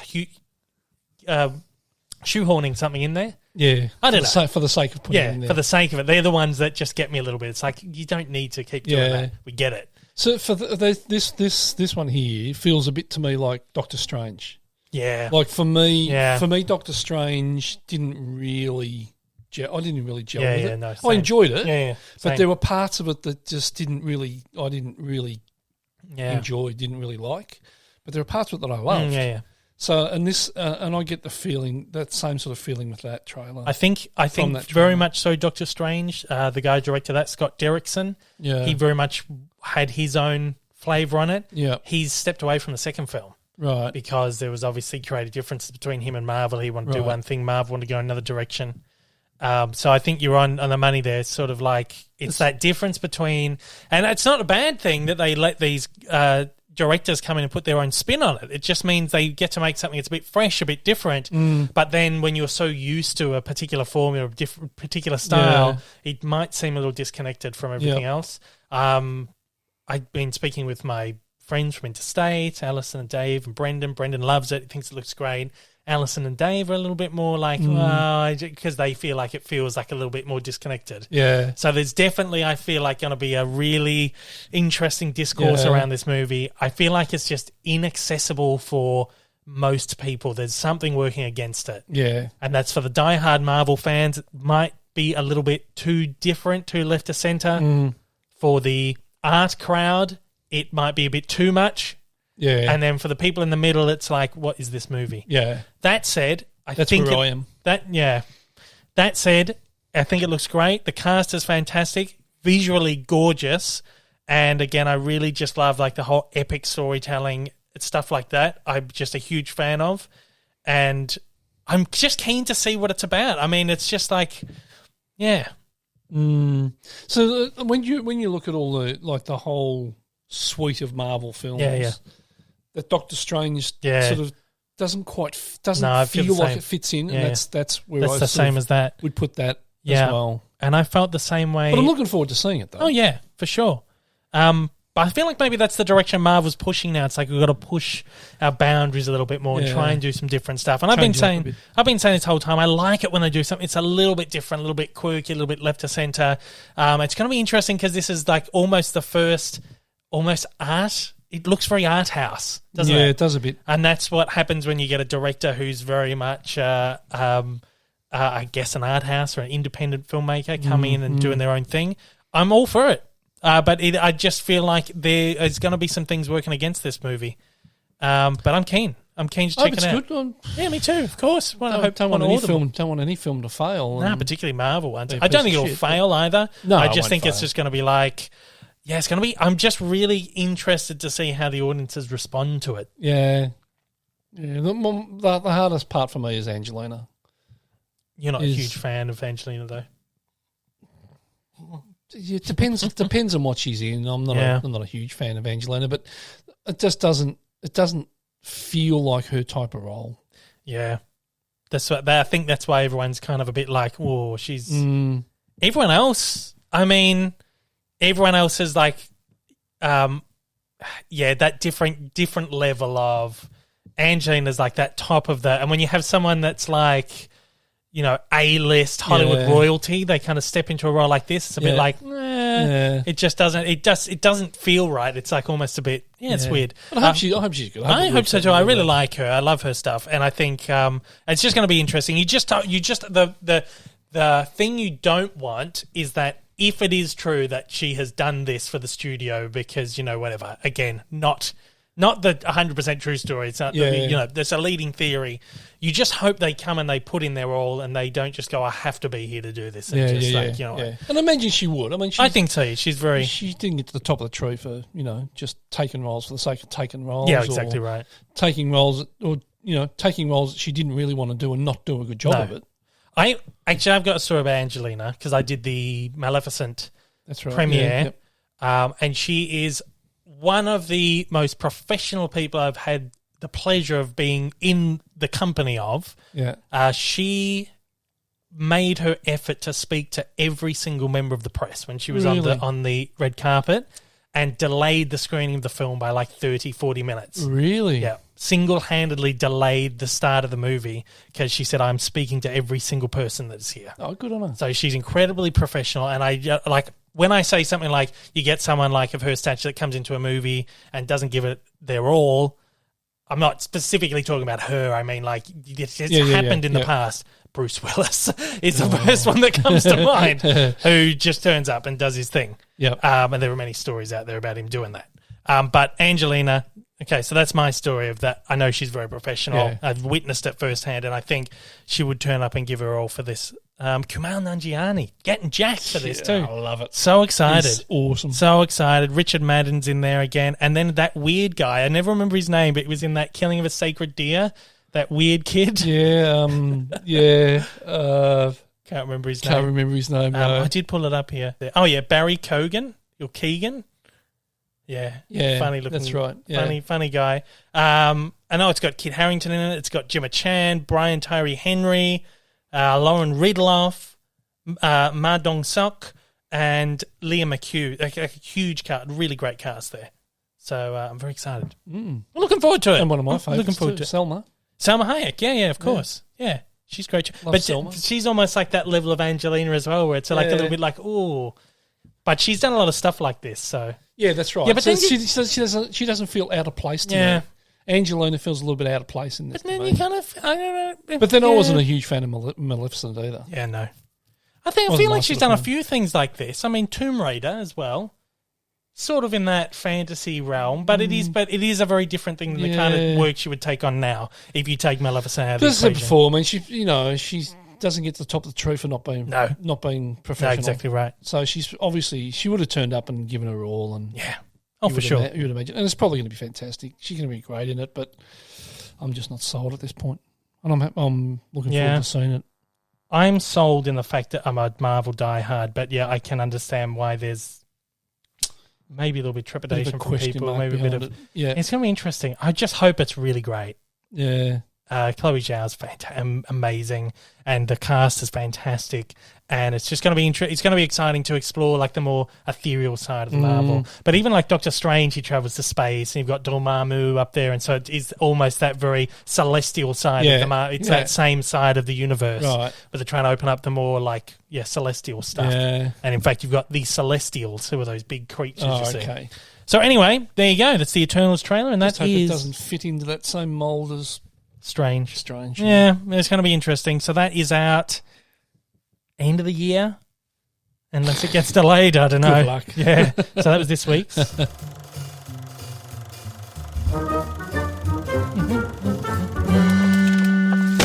Trailer trash. Didn't need to play that sound effect again, but I did. Just to piss off the world's worst manager. Here's another sound effect for you. What's going on? What's happening? It's the news. It's breaking news! Not breaking, but it's news. Okay, let's continue the conversation about Marvel for a little bit. We've got a couple of Marvel news stories in this week. Shang-Chi and the Legend of the Ten Rings, we spoke about just before. It's premiered. Ooh. There's been a premiere over in LA. They premiered at the El Capitan Theatre on Hollywood Boulevard, which is that one that Disney owns. Been there. Yeah, we have. Been there. Checked it out. So, yeah, there's been a big premiere. And so a lot of critics have seen it. There's been a lot of critic screenings overseas. There's been some fan screenings as well overseas. Ooh. So a lot of people have seen this movie by now. That said, there's a lot of spoilers out there, so be really fucking careful on the internet, guys. People are spoiling post-credits. They're spoiling the cameos, the twists, the surprises. And apparently there's a lot of like surprises and stuff in this one. Be careful. In fact, Marvel has spoiled something. I'm not going to ruin it for anyone out there if you haven't seen this. I won't ruin it for you either. But there's a particular person who is in this movie who they didn't advertise in any of the marketing for the film. Would have been a great surprise when they turn up. And for you, I'm sure you won't find out about this, and it'll be a nice surprise for you. But I think it will be such a great surprise to see this particular person showing up in the film. But Marvel spoiled it because this person was at the premiere. Oh, really? And there were pictures of him on the red carpet that they posted. God. And they had this person taking part in the press conference and everything. Why would they do that? Don't know. To Probably the work hype up a bit it more? up a little bit. But Marvel has this really bad habit of doing shit like this, where everything's so secretive about the movie into the last minute. And then they just like floodgates before the movie opens. Like, just keep it a secret for another couple of weeks. For Avengers Age of Ultron, they loaded something like 12 minutes of the movie on YouTube before it even came out in just all these little clips. Craziness.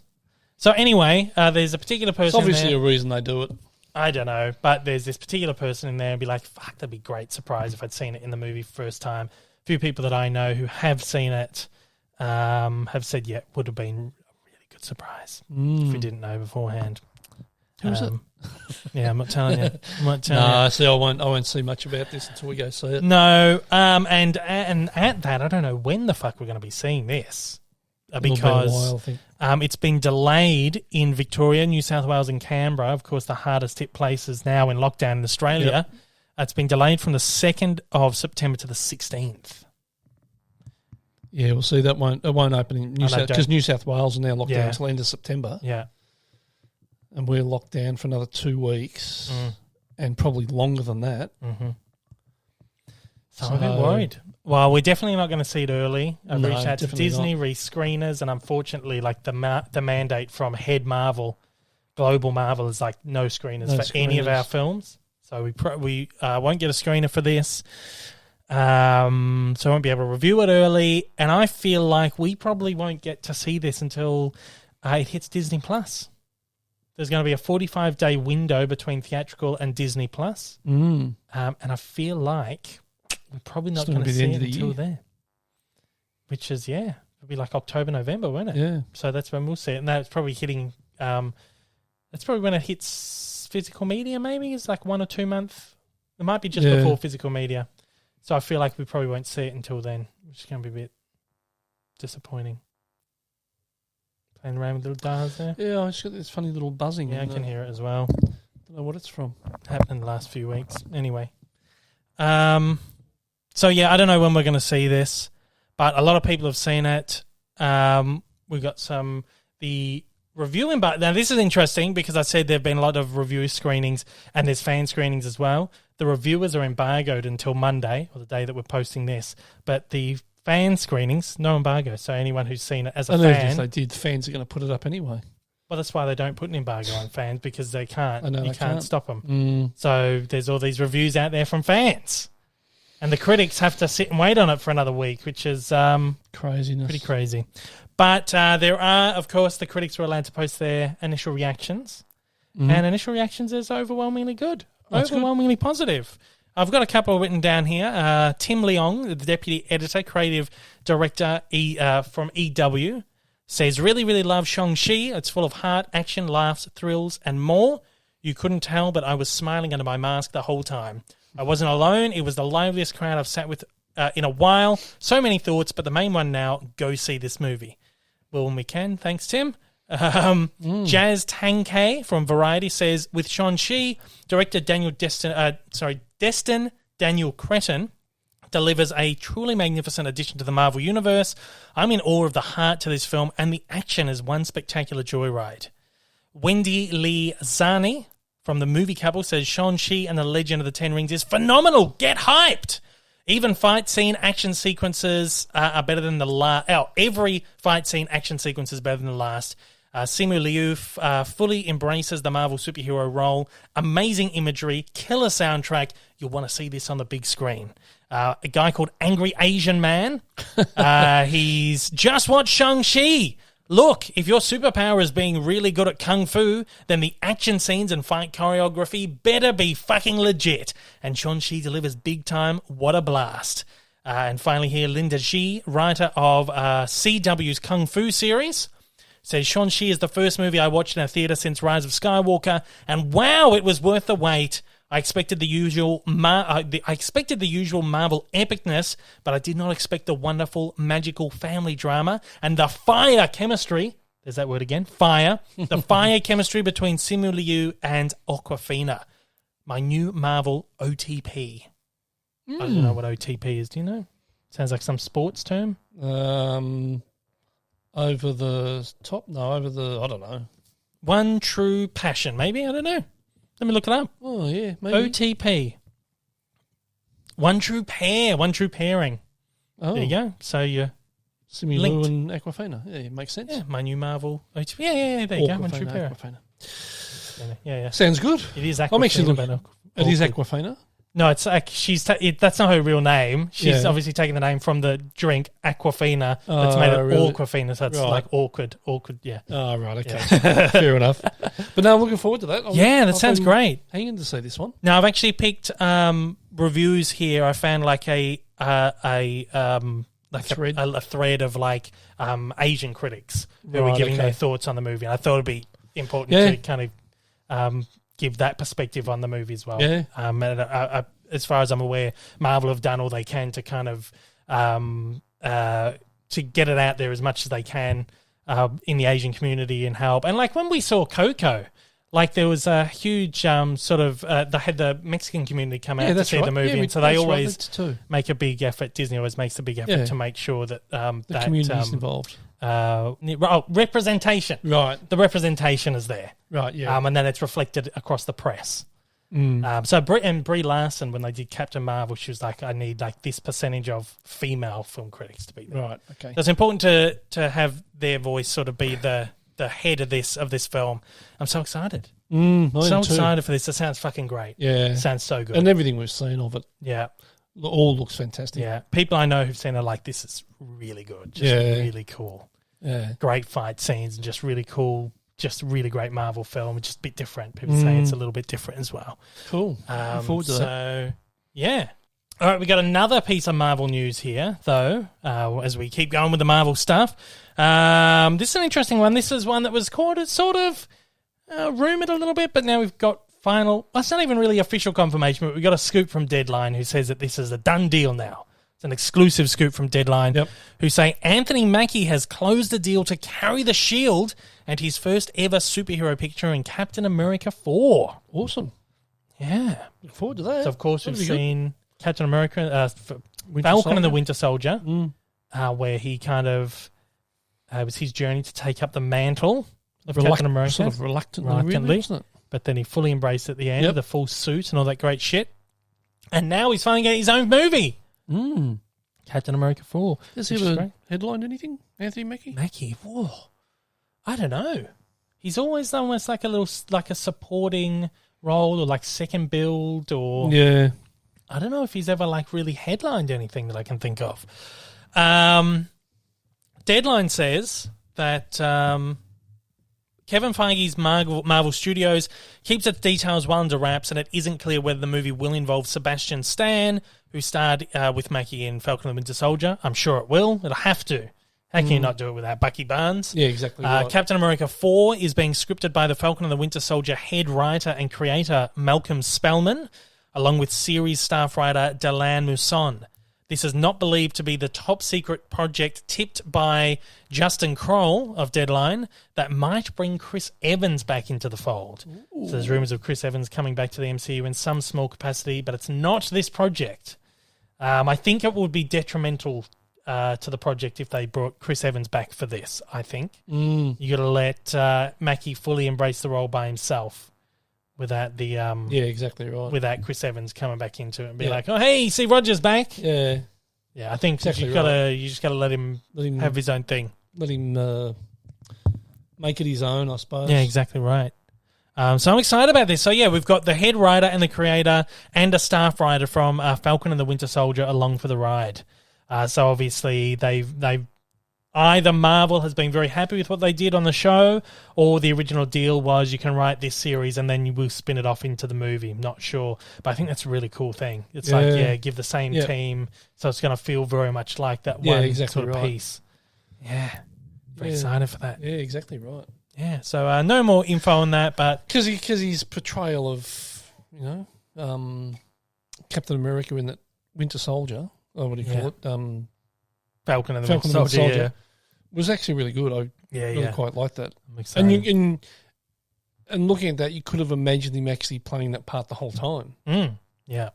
So that's going to be a really interesting sort of transition from Chris Evans through to him. Yeah. Yeah, it's great. Yeah, so there we go. Looking forward to that one. Well, obviously keep an eye on that one as it develops. Oh, yeah. We've got another big movie, moving away from the Marvel stuff. Wes Anderson's shooting something new at the moment. Oh, is he? Yeah, in Spain. Now, his movies are always top secret when they're in production. He never reveals anything, but we've got a cast list here. Bryan Cranston, Hope Davis, Jeffrey Wright, and Liev Schreiber have all joined, and they are joining the previously announced cast, which includes Adrian Brody, Bill Murray, Jason Schwartzman, Tilda Swinton, Margot Robbie, Scarlett Johansson, and Tom Hanks. Too many stars. I know. Does that mean it's going to be shit? No, because all of Wes Anderson's movies have all these little stars. Yeah. And it's usually just like little bottle stories, like little... So it doesn't necessarily mean they'll all be together at once. But yeah, I think it's going to be great. So there's that old theory that when a film's really shit, they throw a lot of stars at it to attract people to it. But no, it's never been an issue for Wes Anderson. Loved all his movies, no matter how many people are in them. Like, look at something like Budapest Hotel. How many people were in that? Yeah, true. Or even Life Aquatic. Fucking great heaps film. of people in there. There you go. And Royal Tenenbaums. Yeah, exactly cast. right. Yeah, Gene Hackman, Owen Wilson, etc. It's Ben Stiller. Ben Stiller was in that one, yeah? Like the kids, fucking stacked cast. So he's got another one coming out this year called the French Dispatch, which has been delayed multiple times. Who knows if we're going to get it this year? I'm not even going to put a date on it because these things change. And Disney keeps moving the date around. Just a 20th Century Pictures movie. But this one, The French Dispatch, is a different project. This one's coming out this year. Yeah. It's a love letter to journalists set in the outpost of an American newspaper in a fictional 20th century French city that brings to life a collection of stories published in the French Dispatch magazine. So it's like all these little stories, like I said before. This one, French Dispatch, is going to have Bill Murray, Willem Dafoe, Jason Schwartzman, Timothée Chalamet, Jeffrey Wright, Elizabeth Moss, Saoirse Ronan, Owen Wilson, Edward Norton, Tilda Swinton, Christoph Waltz, Lea Seydoux, Adrian Brody, Frances McDormand, Benicio del Toro, Liev Schreiber is back, Angelica Houston, Rupert Friend, Henry Winkler, and Bob Balaban. Oh my God, enormous, cast. Huge cast. Yeah, so I think it's all these like little short stories. Yeah, so I'm so keen. I'm keen on both of those. Yeah, exactly right. The most keen I am out of all of this is Tom Hanks in this new one that's been shot in Spain. Like, I'm really keen to see Tom Hanks do something a bit quirky again, like a little bit of a comedy. Don't get it enough from him anymore. No, that's right. He's such a great comedian and comedic actor. Great comedic. What is comedic? Comedic actor. Yeah, he's fantastic. And that's really how he sort of started. Oh, yeah, exactly right. Well, he was a Saturday Night Live alumni. Oh, is he? Yeah. I didn't realise that. Yeah, Saturday Night Live. Oh, I didn't. Yeah, did a little stint on Saturday Night Live and did some great comedy movies like Turner and Hooch and Big, Bachelor Party. Bachelor Party. Talking about things you couldn't make anymore. Yeah, exactly. But yeah, there you go. So it'll be interesting. A couple of great movies from Wes Anderson. We Awesome. got another movie that's sort of announced by Disney this week. Free Guy is getting a sequel. Oh, God. Ryan, fucking hell! Every week I got to say Ryan Reynolds. Sounds like some medical procedure. Yeah, Ryan Reynolds. He's tweeted out, and after 3 years messaging as an original IP movie, Disney confirmed today they officially want a sequel. He wrote on Twitter, Awesome. "Woohoo, the irony," he writes. And then 20th Century Studios quote tweeted saying, "Yep." So there you go, it's happening. Cool. Free Guy 2. He's getting a sequel. Here's a piece of interesting news. Not that anyone's really that excited about this movie, but we're slowly starting to see more movies get delayed and move to streaming services again after a couple of months where it looked like, cinema's back to normal now, or sort of some semblance of it. We've got Hotel Transylvania 4 is moving to Amazon Prime instead of releasing in cinemas. What have we seen of that? We watched them all. No, we watched them all now, yeah. I knew we said 1 and 2. I can't remember 3. 3 was the one on the boat when they go on like the cruise. Right. Yep. Monster Okay. Vacation or something it was called, yeah. Yeah, I can't remember. So it's the fourth one. They were fun. They were all fun. Yeah, they're all right. I like them Yeah. all. But this one's called Hotel Transylvania 4 Transformania. And Amazon Prime Video has reportedly paid $100 million for it, which makes it one of the most expensive acquisitions, certainly not the most. They still paid more for coming to America with the 2. Yep. 125 mil, I think they paid for that one. But Sony has been botting off all of its animated movies over the last year. Vivo, Wish Dragon, and Mitchell's versus the Machines. Mitchell's versus the Machines. They all went to Netflix, but strangely, Amazon Prime Video has taken this one. Obviously, they paid more money. Oh, exactly. Yeah. The most of the cast is back: Andy Samberg, Selena Gomez, Catherine Hahn, Jim Gaffigan, Steve Buscemi, Molly Shannon, David Spade, Keegan-Michael Key. Although Adam Sandler and Kevin James have dipped out of it. Now this was like Adam Sandler's like brainchild. Well, I won't say brainchild, but it was like his property. Oh, was it? From the beginning? Sort of like, yeah, he was like the figurehead of He it, was and pushing it all. he's dropped out for some reason, and Kevin James followed. Adam Sandler's being replaced by Bryan Hull, who is a YouTuber. Started as a YouTuber, just voice impressionist, like incredible voice impressionist. Yeah. And he's slowly starting to pick up more and more voice work, and now he's landed the Adam Sandler role. Always chance, Joe. I know. Still a chance. Yeah, I know. I'll go and I'll do the voice work for some Hugh Jackman thing at some point. Oh, Lord. Got to get into the gym before you can do that. Yeah, I know. So that was originally October 1st in theatres, but now there's no date on it. So we'll see. But they would be mad not to jump on that Halloween sort of, what do you call it? Window, yeah. That's the one. Let's get some subscriber questions around the show out. There's a few there. Pick a few of them, and then we'll run with it. Liam Sharman Verrall. Yeah. Verrall, however it's pronounced. Thanks for sending a question in. Thank you, You're Liam. going into a government-funded sealed container for a psychological study for 90 days. We're in lockdown. pretty True much. life. Yeah. You can pick a favourite album, a favourite movie, and a favourite TV show. Only one season. A favourite drink and a favourite snack. These are the only things you will consume for 90 days. What are your choices? I want to hear old man Rick's about you. Okay. Keep up the good shit, he says. Thanks, Liam. Okay, so for me, should have thought about this beforehand. Favorite movie, got to take something like, I reckon I would take in like the Avengers, maybe Avengers. Which one? Which one could you watch over and over again? Maybe Infinity War. That's a good one. It's long as well, so you get a bit more time to enjoy the movie there. I would take in a TV show. Only one season of it though. It's got to be like Friends is like my favourite show. Or maybe The Simpsons. Something that's just going to be fun and light and enjoyable. Let me take in The Simpsons. Let me take like season 8 of The Simpsons. I feel like that was a pretty good season right there. And then we'll take in a favourite album. What would I take? That's hard. Maybe a Coldplay album. Viva La Vida is probably my favourite album. I would have to take that in. And then favourite drink, I would take in Coca-Cola, vanilla Coke. Nice, enjoyable vanilla Coke. and a snack. A bag of chips. Chicken chips. No, it wouldn't be chicken, would it? It'd be honey soy. Honey soy chicken, yeah. Yeah, That's my there you go. my favourite at the moment. I think that's me. Yeah. Okay, so favourite album for me, probably Beatles' Help, Yeah. I would think. Help. Yeah. That's a surprise. Yeah, I listened to it the other day driving home from work and I really enjoyed it again. Oh, I thought you might have said Get Back or something like that. Well, what's on? It's on Help. No, Help's the soundtrack for the movie. No, is it? Oh, Let It Be. Sorry, Let not It Be. Help. Oh, Let It Be album. Yeah, Sorry, Let It Be yeah, album. yeah. Sorry, my fault. Let It Be. Yeah. Movie.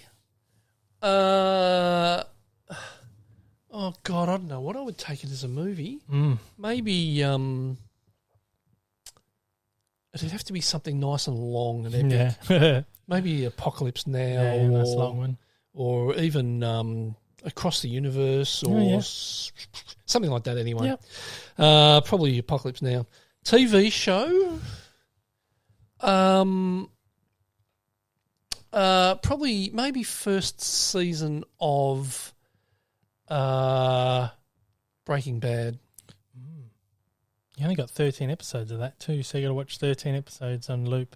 See, I picked Friends. You got 25 eps there. Yeah, but only half-hour episodes. That's true. Yeah, that is So true. we've basically got the same amount of watch time. That's true. Yeah. Favourite drink would be probably vodka lime and soda. Oh yeah. either that or Pepsi some- Max, one or the Yeah. other. Yeah. And a snack, probably either just a packet of chicken chips Yeah. or a packet of Cheezels Oh yeah. or a packet of Lollygobble Bliss Bombs. Oh yeah. Which is probably an Australian thing, I'd imagine. Yeah, it is. It is. Yeah. Lollygobble Bliss Bombs. They're popcorn covered in caramel and nuts, basically.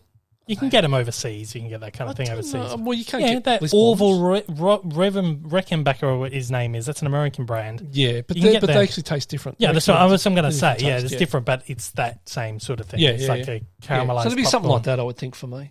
Well, there you go. Is it all? Yeah, cool. Yeah, thanks, Liam. Awesome. We got one. That was a good question, that. Yeah, it was a good one. Yeah. Walther Saucer, Yeah.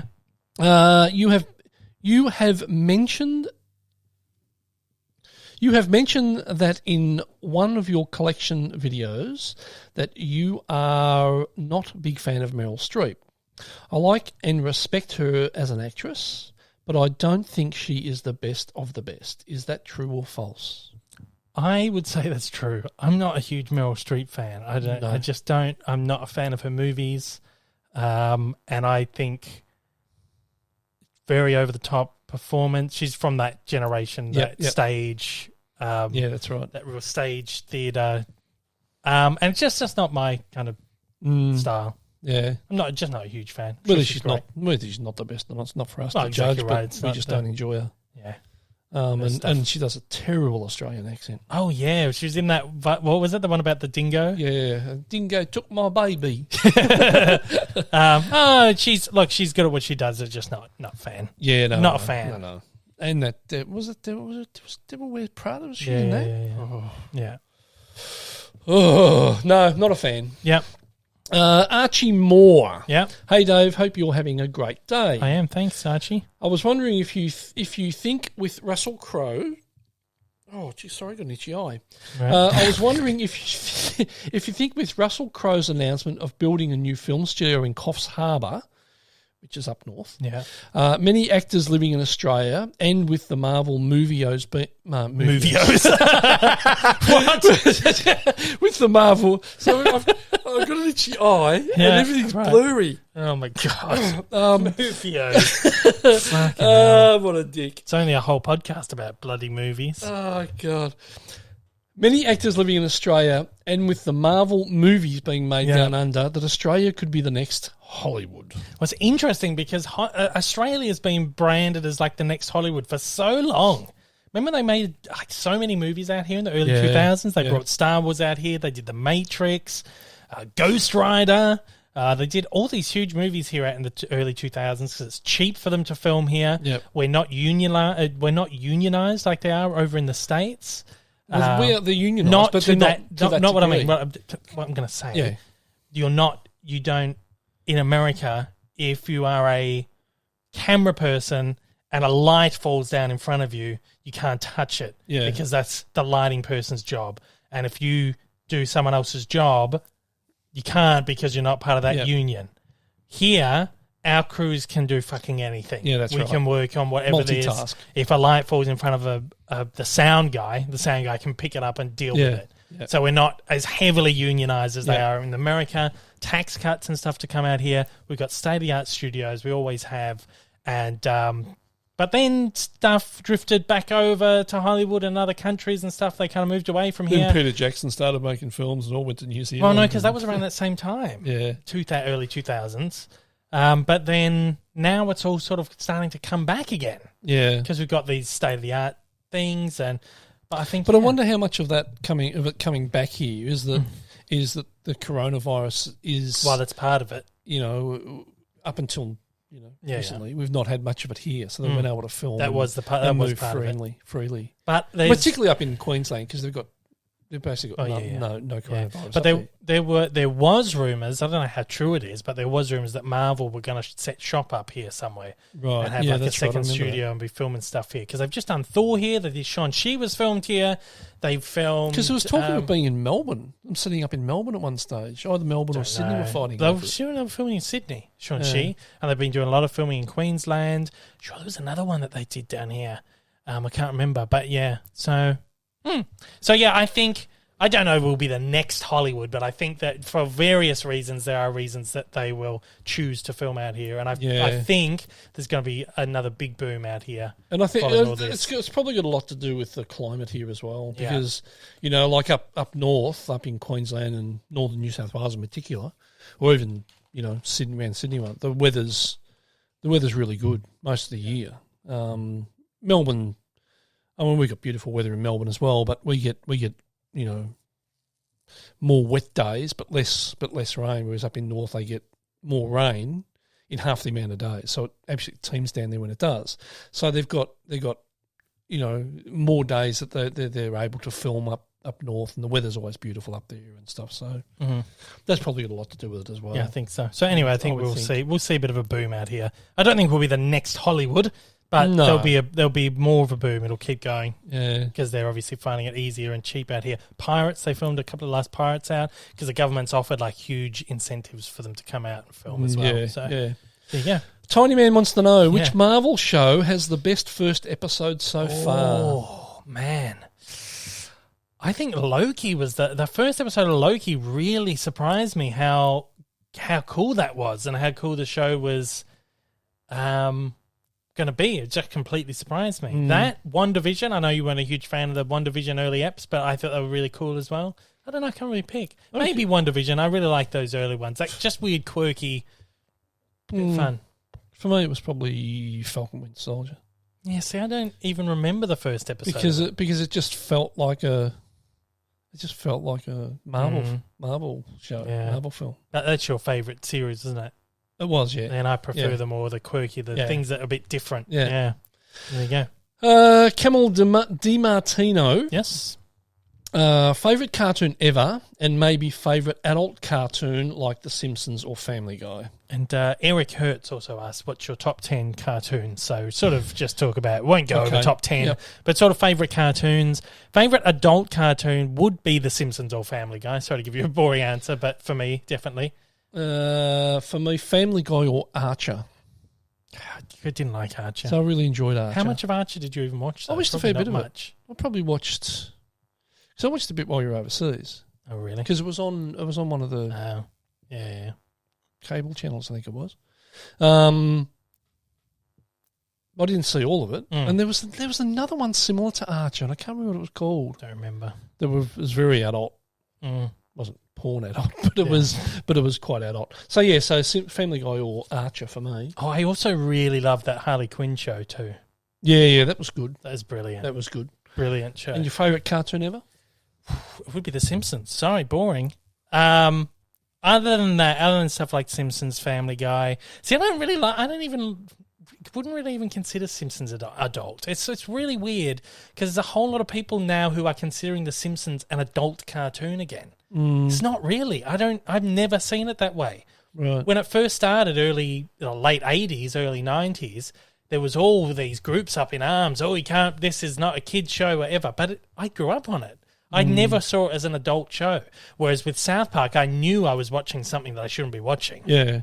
The Simpsons, it was just a fucking cartoon. Your uncle thought it was an adult show. Yeah, he did too, yeah. But he liked South Park. He didn't think South Park was. Which is bizarre. Yeah, but I've never seen it as an adult. I don't know. I've just never been able to see it. But there were a lot of people complaining that The Simpsons was on Disney Plus because you can't put an adult cartoon. It's not that bad. Compare it to Family Guy. Well, it's funny because when I see The Simpsons, because that started really sort of 89. took off. Well, it really took off early to mid 90s, yeah. really. Well, then when it first sort of hit, you could pick between the kids' humour and the adult humour in it. So there was quite a distinct sort of. Adults could watch it and get something out of it. Yeah. Yet kids could watch it and get something out of it, but they didn't get the adult jokes in it. Yeah, well, it's interesting because I'm watching it all again at the moment, just sort of like if I have a light day of work where I'm just backing up the computer or something that doesn't require me to think, I'll have it on the next screen. I'm trying to get through it all. And there's so much in it that I'm picking up now that I never... Yeah, that's right. And how many times I watch those episodes. I've watched them like at least 10, 15, 20 times each, probably, like the early 10 seasons. And I'm picking up new stuff and thinking, geez, I never picked up on it. So I do get it. There's a lot of adult humour in there, but I just never consider it an adult show. It's just something that had a little bit. But even the Rugrats had stuff that you watch now. Exactly, and you're like, exactly right. Shit. Yeah. And I think that that's obviously because you've got to cater for the adults that are taking the kids to see these things. Yeah, well, exactly. Or sitting in front of a TV with a kid watching these things. I don't think. And I remember watching The Simpsons when you were only 5, 6 years old, whatever, and there'd be stuff I'd be cacking myself laughing at, and you weren't. And there'd be stuff that you'd be pissing yourself laughing at. And I was thinking, I don't get what he's laughing at. Probably Homer falling down the stairs or something. Yeah, probably. Yeah, exactly right. And then you were laughing at some little innuendo joke. Yeah. Exactly right. There's a joke in one of the episodes where they go to...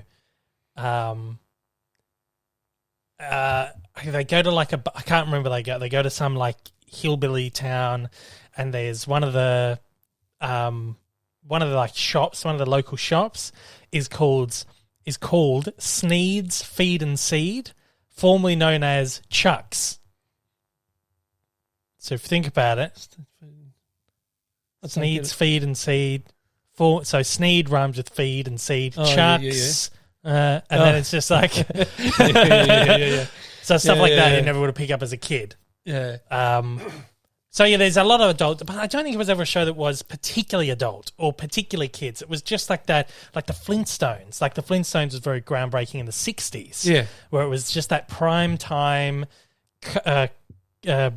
comedy cartoon that was just for all audiences. Yeah, that's right. But I've just never bought into the whole... That's like a Family Guy, because Family Guy's its own completely different thing. And it's got quite distinct adult humour. Oh yeah, about definitely. It. Yeah, quite distinct. Mm-hmm. But I can see like with The Simpsons, I can see the adult humour, and I can see the kids' humour in it, and that's what made that cartoon's so brilliant. Yeah. It's because it catered for both ends of the spectrum. Well, 30 years later, I'm still finding stuff in it that I didn't pick up on. Yeah, that's right. So that maybe I had the pleasure of being able to see it in both minds and be able to... Yeah, well, exactly right. Yeah. Seen it as a kid and seen it as an adult, so... It's still such a good show. I still sit there and just laugh. Oh, my God. But I am finding myself laughing at different things And now. then, like, favourite cartoons and stuff like... going back to the question. So for me, things like Casper the Friendly Ghost I loved as a kid, and Wacky Races and Roadrunner, those sorts of things I really enjoyed as a kid. I grew up with all the old Hanna-Barbera stuff on like Cartoon Network and Boomerang. Or it was on Boomerang. Flintstones, I love Flintstones as well, The Jetsons. Jetsons was great. Alicia loves the Flintstones and hates the Jetsons. Really? She hates it. She's always hated it. And I realised she just hates space things. Right. Because every time that I bring up something, she's like, I hate that. I used to hate that. I'm like, wait, it's just another space thing. I can't remember other examples, but I did realise it once. I was like, you just don't like the space things. So anyway, Jetsons, another favourite Hanna-Barbera, like my top favourite, alongside Flintstones, Top Cat. Oh, I love Top Cat. He was the best. Loved Top Cat. Top Cat was so good. Yeah. Magilla Gorilla, Yogi Bear. Because that was around when I was a kid. Top Cat. Yeah, there were all those Hanna-Barbera, like 60s, 70s. Yogi Bear and so good. sort of Great was stuff. Great. Yeah. So there you go. I'm waiting for them to put Top Cat on Blu-ray. They're slowly going through the Hanna-Barbera. We've got Flintstones, Jetsons. But they're doing some really obscure one. Well, Josie and the Pussycats, not that obscure. But they just put out the Herculoids. Oh, really? Yeah, Johnny Quest. I've just bought the Herculoids. I'm waiting for that. And yeah, Johnny Quest and just some really obscure ones. I'm waiting for Top Cat. I want Top Cat and Magilla Gorilla. Oh. And Scooby-Doo's out, of course. So yeah. slowly getting them all. Yeah. Scooby-Doo. I reckon that was a golden, when I was a kid, that was a golden age for cartoons. Absolutely. Golden age of TV animation. It was the Hanna-Barbera. Late 60s right through to the early 80s sort of thing. They So were it's that full producing 70s. more content. They were producing more animation than any other studio at the time, even Disney. Hanna-Barbera. imagine. Yeah. And because they farmed all their shows off to different networks too. Yeah. So it wasn't that, they produce everything for ABC. You had show programs on ABC, CBS, NBC. They're all just playing Hanna-Barbera on the Saturday mornings. Yeah. It's just fucking produce shit. And that's why, because that's animation's so limited. It's like 3 or 4 frames for every... Yeah, that's right. But yeah. So anyway, there you go. That's the answer to that question. Long-winded, but... Those two questions. from Camel DiMartino and Eric Hertz. Yeah. Thanks so much. Thanks, guys. And at that, end the show. Another long-un. Thanks everyone for listening. That is all time we have for today. Podcast goes out every single Monday on all the podcasting platforms, including Apple Podcasts, Spotify, Google Podcasts, Amazon Music, and Audible. The visual element goes out on YouTube on the Monday as well. But if you're a patron supporter, you can get 2-day early access on that one. To head to patreon.com/DaveLeeDownUnder for as little as $1 a month. The video podcasts are now on a new channel. Not a new channel, but they're on a separate channel. So if you're there, if you're watching, please hit subscribe. Watch as much as you can. Get all those statistics up. We're nearly there. If you want to write into the show, you can shoot an email to davelypod@gmail.com. Send in anything you want. Any comments, whatever. Shite or rights, whatever. Only good ones. Don't want bad ones. Oh, yeah, that's for the next part. Leave a review on the podcast platforms. Only the good ones. That's not what it said. You're a bit distracted there. I was a bit distracted. I just said... okay, so let's go that again. So anyway, if you're listening on the podcast platforms, you can leave a review. Only good ones. Yeah, thank you very much. Jesus. YouTube review. It's been a slow week last week. Just had a bunch of cartoon news. I did a video about the Hotel Transylvania change. I did a video about the Space Jam Blu-ray that's coming out and the 4K and DVD, all that. There's a Looney Tunes special that's just launched. I did a little video about that as well. I've been doing individual Marvel What If reviews for every episode. There'll be one more of those this week, and then I'm not going to be doing any more because they're not performing very well. So enjoy that last one while you can. This week, no huge plans on the channel. I'm assuming there'll probably be some news that drops in that I'm going to cover, but other than that, I'm just busy at work, just plugging away on this next evolution that I've got to get out within the next couple of weeks. It'll be ready. I'll announce it probably sometime next week. And then that's that. Good one, too. Yes, I'm excited for it. It's going to be a long one too. So, oh shit! I just hit the shite button. At that. That's it for the show. That's it. Okay, thanks guys. Out of here. See you on the next one. Take it easy. Thanks, guys. See ya. Take good care.